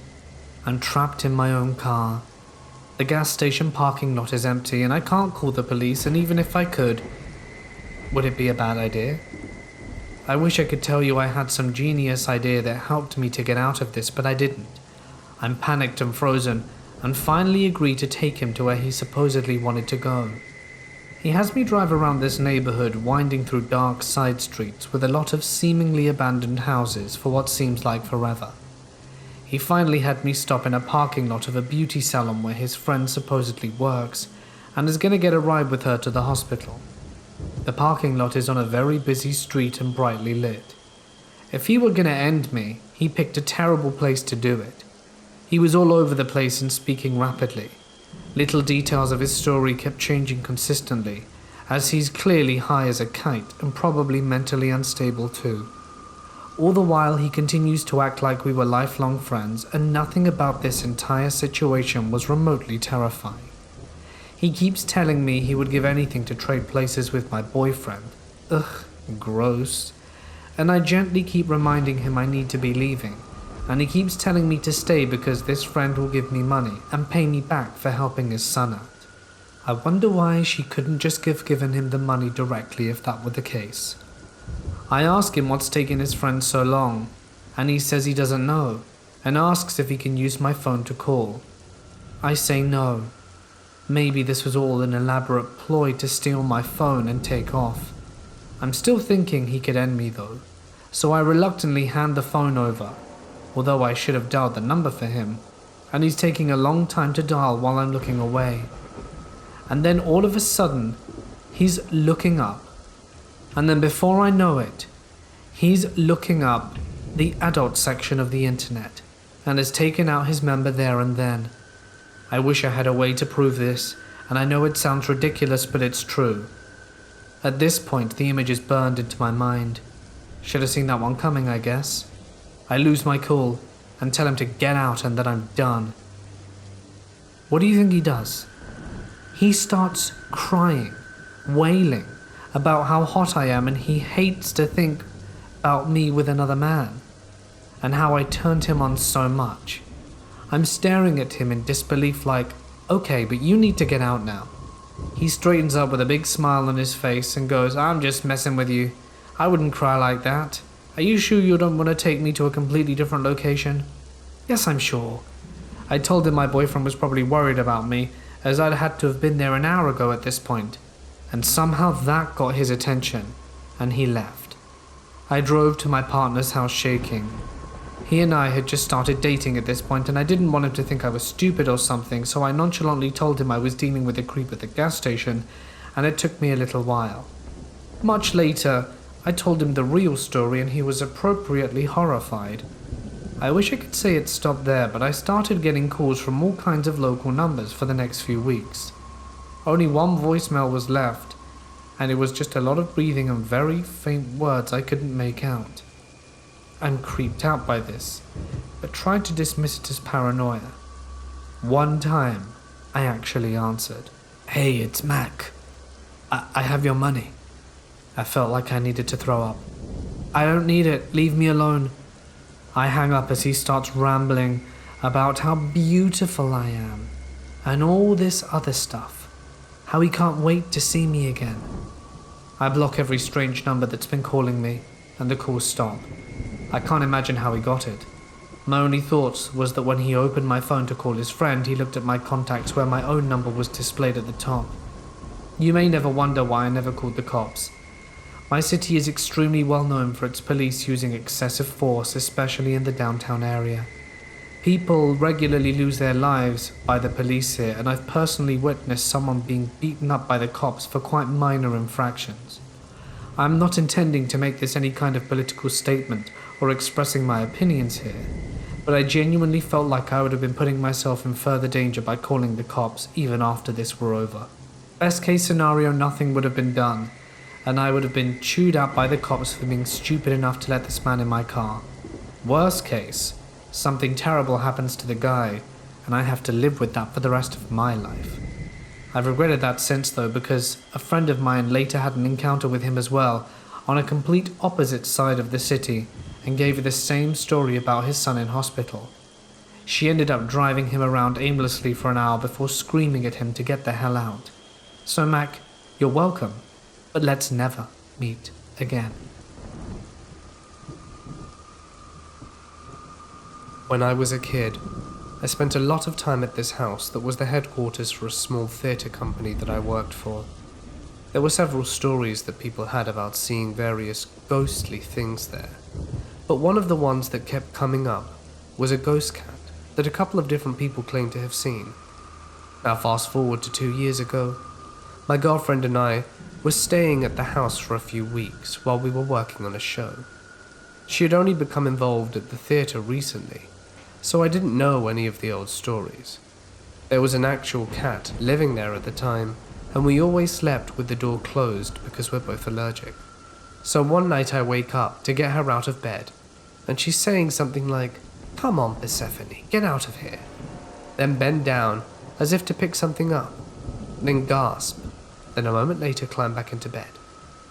The next morning she told me she had a dream where she heard the door open and she got up to see a cat in the room, and figured Persephone had pushed the door open to come in. So she got up to pick her up and put her out again, but as she reached down to grab the cat, it disappeared. Since that's not what's supposed to happen, she figured it was still a dream. So I said to her, "I think you met the ghost cat actually." And she was like, "What ghost cat?" So I told her the history of it, and she asked me to describe what people had seen. A white, short-haired cat, as opposed to Persephone, who's a grey and long-haired. At which point she sort of freaked out, because what she had seen had appeared to be white, but she had just assumed it looked that way because of the lighting. I'm going to take you back in time to the year 2007, when I was 16. Picture a Norman Rockwell-esque suburban family. Parents, 3 kids, a yard and a dog. In a blink and you'll miss it, in the USA. One random day, a neighbor of ours has a mild dispute with another neighbor. As a totally warranted response, everyone's favorite neighbor, Mr. Sampson, takes every hose he has and floods the other's yard. A solid decision leads to a solid consequence, so naturally he was fined for water waste. My parents run the water in our small town in the USA, and because Mr. Sampson lived a block away from us, he decided to drive over to the water district shouting that he is an acquaintance of my parents. Second solid decision of many to come from Mr. Sampson. Absolutely no one takes kindly to name droppers, so tuck that gem away under your life facts. My parent comes in and tells him that even if his kid did this, they would still have the same repercussions, gracefully glossing over the fact that other than maybe driving by one another, none of us have ever had an interaction with Mr. Sampson. Mr. Sampson repeats the name of the man working the front desk as well as my parents' name and claims it's now personal, and storms out. My family members and I begin to see Mr. Sampson at random places, constantly the DMVs, the grocery stores, our respective jobs. Apparently, when you're cuckoo for Cocoa Puffs and your parents pay for your house, you have all kinds of time to stalk. It went from random sightings while out and about to phone calls, the cliche 90s types calls of breathing and hanging up. I can see you variety. At this point, Mr. Sampson was more of an annoyance than scary, but as I've stated, when you underestimate crazy, you lose every time. Mr. Sampson began parking across from our house, staying from 6 p.m. to 4 a.m., literally sitting in his car blasting music, just staring at the house. Fool must have had the determination and bladder of a racehorse, because who the hell sits out there for 10 hours? His music was trash too. Maybe he was a masochist into self-harm, seeing how long he could suffer through terrible music and a full bladder. I doubt anyone with a semi-rational concept of social interaction would fathom why. This went on from 3 to 4 times a week to a nightly occurrence. Imagine being a 16-year-old female that doesn't even feel comfortable to change in her room because of the prospect he might see through the blinds somehow, trying to sleep knowing he's out there. We were prisoners in our own home. He began to get bolder. Mr. Sampson drove his car speeding and up onto the sidewalk at my sibling and her partner while they were on the sidewalk out front coming home from a date. They both had to physically jump out the way to avoid being hit. He made lewd gestures at me when I brought my dog out for a walk and was waiting for my sibling to come and join us. It was so bad I ended up crying and going inside. This has been going on for a year at this point. The cops always said the same thing. There's nothing we can do unless there's a threat made against you or someone is harmed. My parents confronted Mr. Sampson in the street, being tired of his nonsense and asking him what the hell he's doing after my incident, to which Mr. Sampson called the cops, and they came asking why we were harassing and threatening him. I will never understand why the system waits until you're a victim rather than prevents someone from being victimized. Almost 2 years in and it's Christmas time. My parent has a brain aneurysm. Fortunately, they made it through without any lingering effects, which is extremely rare. I convinced my other parent, who had been living at the hospital with their sick partner, to come home and shower and eat. About 9 p.m, we get a knock at the door. A random man in ratty clothes holding a Christmas present says that he's there to deliver it, to family name. We ask who sent it, and he says that he can't say. We ask who he works for, and he shoves the gift at my parents and leaves. We're obviously uncomfortable to open it. My parents decide they need to know what it is. They open it. Inside is a 17-page document of the grounds why Mr. Sampson is suing my parent that was currently in the hospital. Even I could tell it was fake with the grammatical errors and typos. Mr. Sampson took the time to sit and type this up himself, thinking it would scare us. The document and fake detail he put in did not. The fact that this 40-something-year-old man was so fixated on our family that he sat and typed 17 pages of fake documents did scare us. Things progressed, and Mr. Sampson began pacing in front of his car and pretending to have a phone call, where he talked about punching my parents down the stairs or knowing where the kids went to school and worked and how easy it would be to access us at any time. At the time, I worked a closing shift that let off about 1 a.m. He would be parked next to my car and follow me home. One time I even tried to make random roads, and he still stayed straight behind me, pulling up to the house with Mr. Sampson parked across the street. Think a neighborhood street, with cars a good 5 feet away from each other and having to get out and run to the door. It was a nightmare. We were all exhausted from not only the aneurysm scare but also living and looking over our shoulder. My parents' friend told her friend, who is a district attorney, about the situation. She called and came over and took our case pro bono. Testifying was a wild ride. We had to put in official statements prior to being called to the stand. We were not allowed to be in the room where a family member was testifying, nor were we allowed to talk in the halls as we waited for our turn. Imagine reliving 2+ years of traumatic experiences, being cross-examined where you're made out to be a liar, and then not able to have your family come to support you afterwards was not ideal. There was enough to put him away for 1.5 years, as well as grant a felony restraining order. We moved while he was still incarcerated. My sister passed while he was in prison. He immediately tried to sue her estate, as she was 21 at her death when he was released. He claimed that her testimony from him running up the car at her and her partner was false, and the only reason he was locked up, not the real case as there were harassment and stalking charges, and that the money people donated to a GoFundMe for her accident he was entitled to. There are so many more details, but this was already long enough. So let's not meet, Mr. Sampson. Let's never ever meet again. You made us prisoners in our own home. Clearly you're still the same and have not learnt a thing from your time locked up.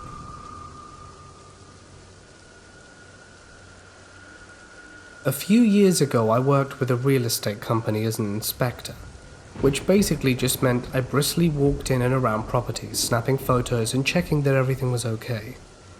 Unfortunately for me, I worked specifically with foreclosures, which meant I had to go into all the nasty houses that were messed up, spider-infested, broken into, or even recently abandoned and filled with people's stuff and dead rats.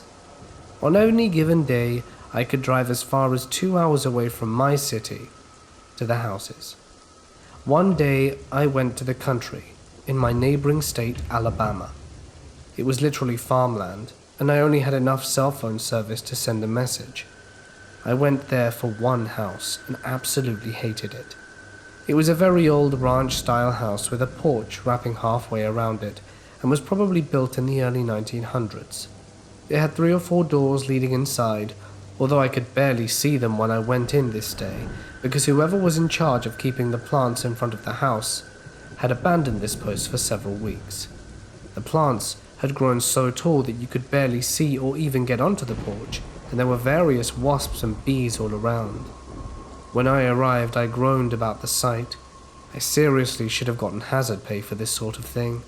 I had already gotten stung by a wasp at a previous house a few weeks ago, and was not looking forward to unleashing a full can of spray onto this situation once again just to get inside.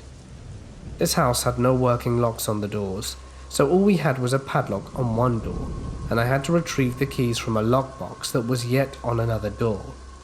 I ducked my way towards the lockbox while avoiding the wasps that made their home in the rotting porch roof, sweating and anxious. Once I retrieved the key, I went back to the door with the padlock, and after about 5 times running back and forth, trying to avoid the wasps, I finally made it inside. I felt relief, but not too much. There were still random wasps inside because the doors weren't secure enough to keep them out. Most of the walls around me exposed their insulation, and there were dead flies everywhere. I snapped a series of photos and moved on to the kitchen and nearby bathroom. I tried to walk as quickly as I possibly could because I hated being inside there, but I was also concerned about not running through webs or coming upon any dead things, so I didn't go too fast. I snapped photos of appliances, disgusting floors, and views of the entire room, then moved on. About 2 or more rooms in, I made it to the door of the second to last room. It had a fireplace to the right and a door leading outside. It also had a door next to the fireplace that led to the final room. Once I was finished there, I made my way to the last room of the house and totally froze. I stood in the doorframe and took a moment to examine the scene.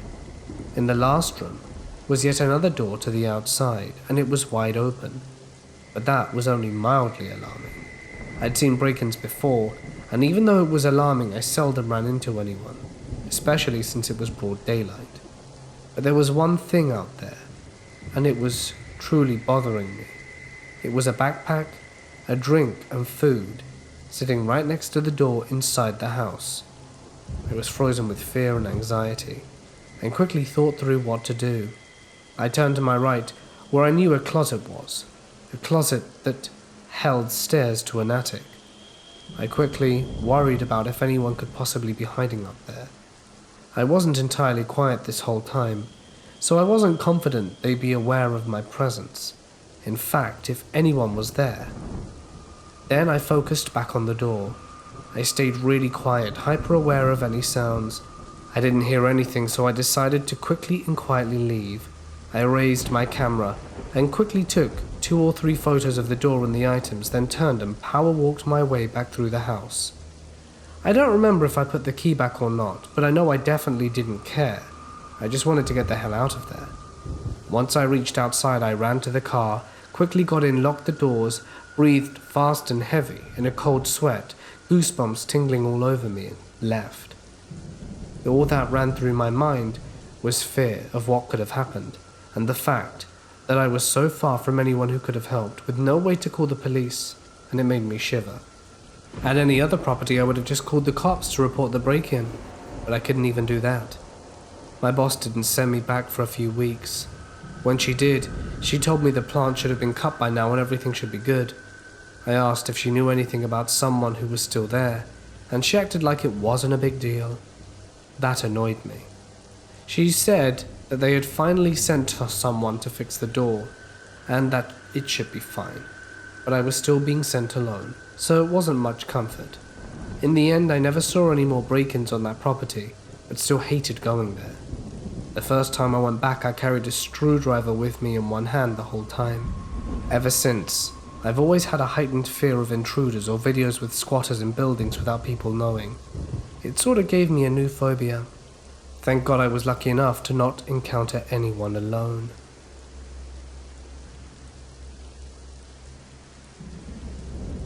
Now that we've heard some of the true horrors that dispatchers have to go through, I have a little bonus for something for you to hear, so that you can really appreciate what it's like. I'm feeling tired and a little more burnt out than usual today. Kid had me up late, so this is probably a little more negative than I usually am. That said, the way I'm feeling right now accurately sums up how you'll feel a lot as a dispatcher. Can you type, talk, and hold 3 to 4 conversations at the same time? You'll learn to. The hours suck. The pay is usually around minimum cost of living for your area, but there's plenty of OT everywhere. You'll work with people who are in various stages of idealistic and enthusiastic, slowly transitioning to burnt out and bitter, and a crap ton of people with the same last names as command staff, and officers who make you wonder, how do you not get fired on a near hourly basis? Stay long enough, and you'll eventually call these people boss. Now for the big con. You'll hear the same messed up stuff if you do this long enough. A mother watching her son OD sounds drastically different than a woman screaming for any other reason.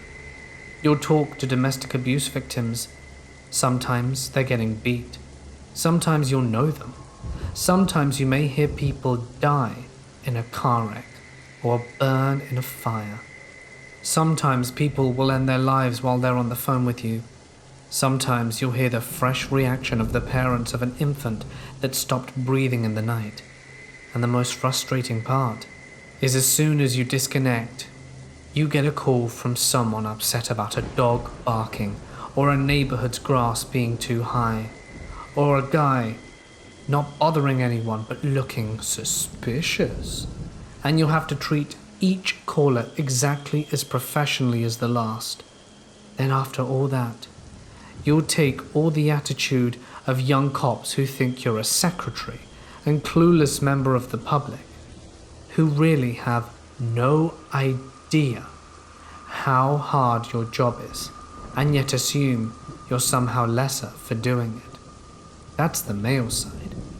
If you're a female, you'll be assumed to be someone chasing badges, and you'll have the added difficulty of calling people in and treating you disrespectfully because they assume you're a secretary and a bimbo, and not an experienced professional, or just a cop, none of which is true, by the way.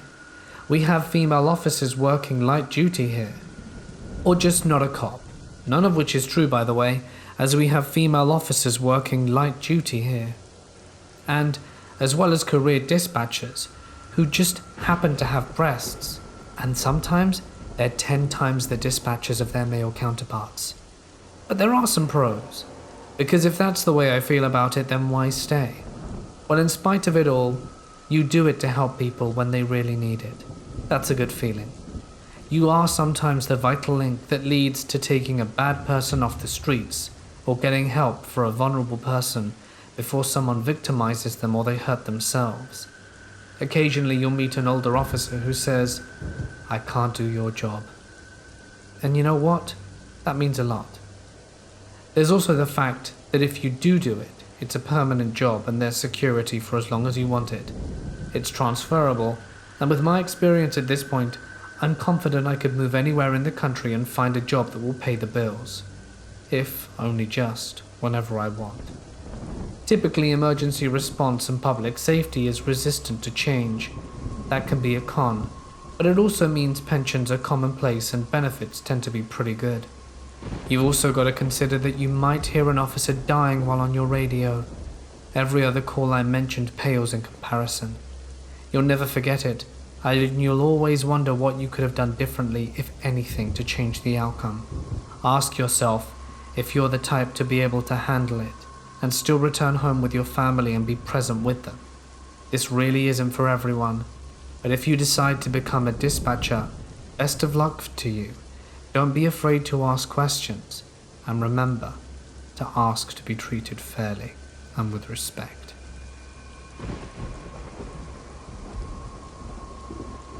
This is a small piece of the entire story, and I swear it's true.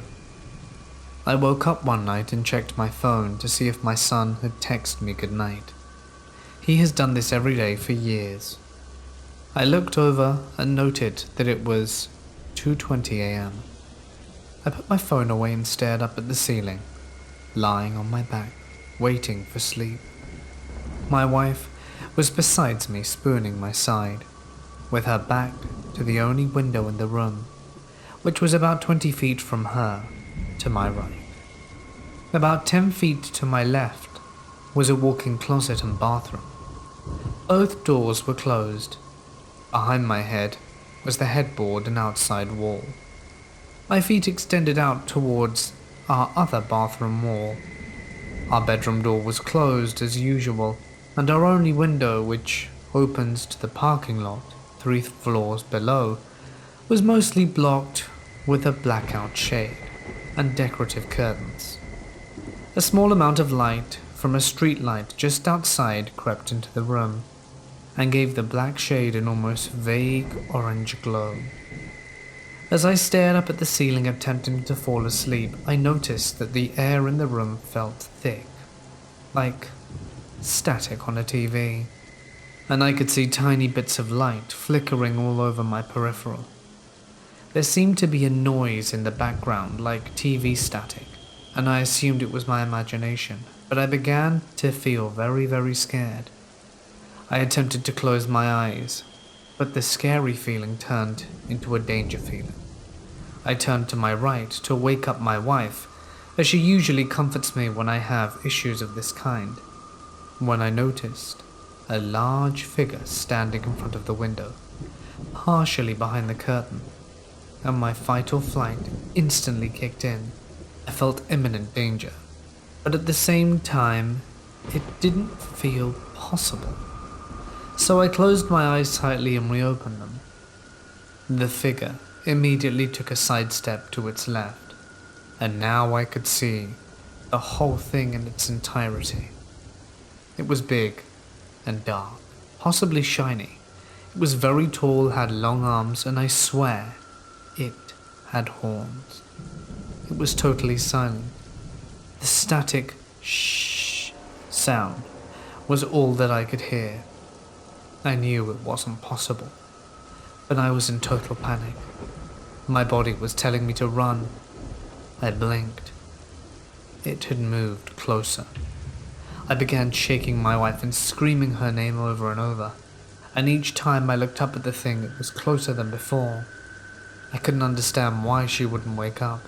I shook her harder and harder, yelling at her as loud as I could, practically screaming her name and fighting the urge to run, but knowing that if she didn't wake up immediately, something horrible and violent was going to happen.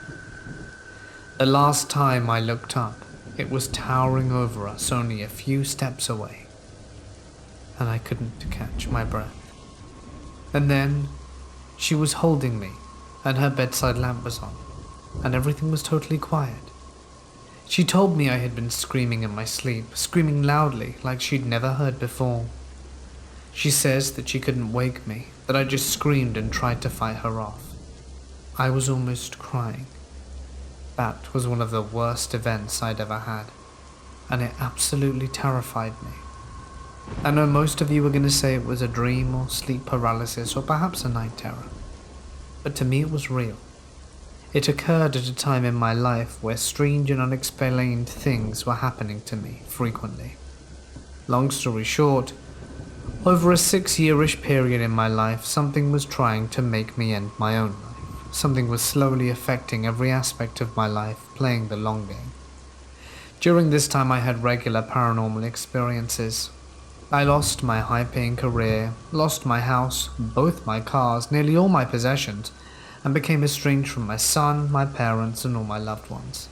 Eventually I got a divorce, was charged with crimes I didn't commit, and was faced with more hardship and depression than I thought that I could possibly survive.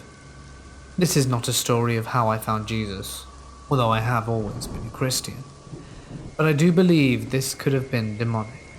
I've read true accounts of others who have been led to near taking their life over a long period of time by something malevolent. I'm glad to say that many years later, everything ended up working out.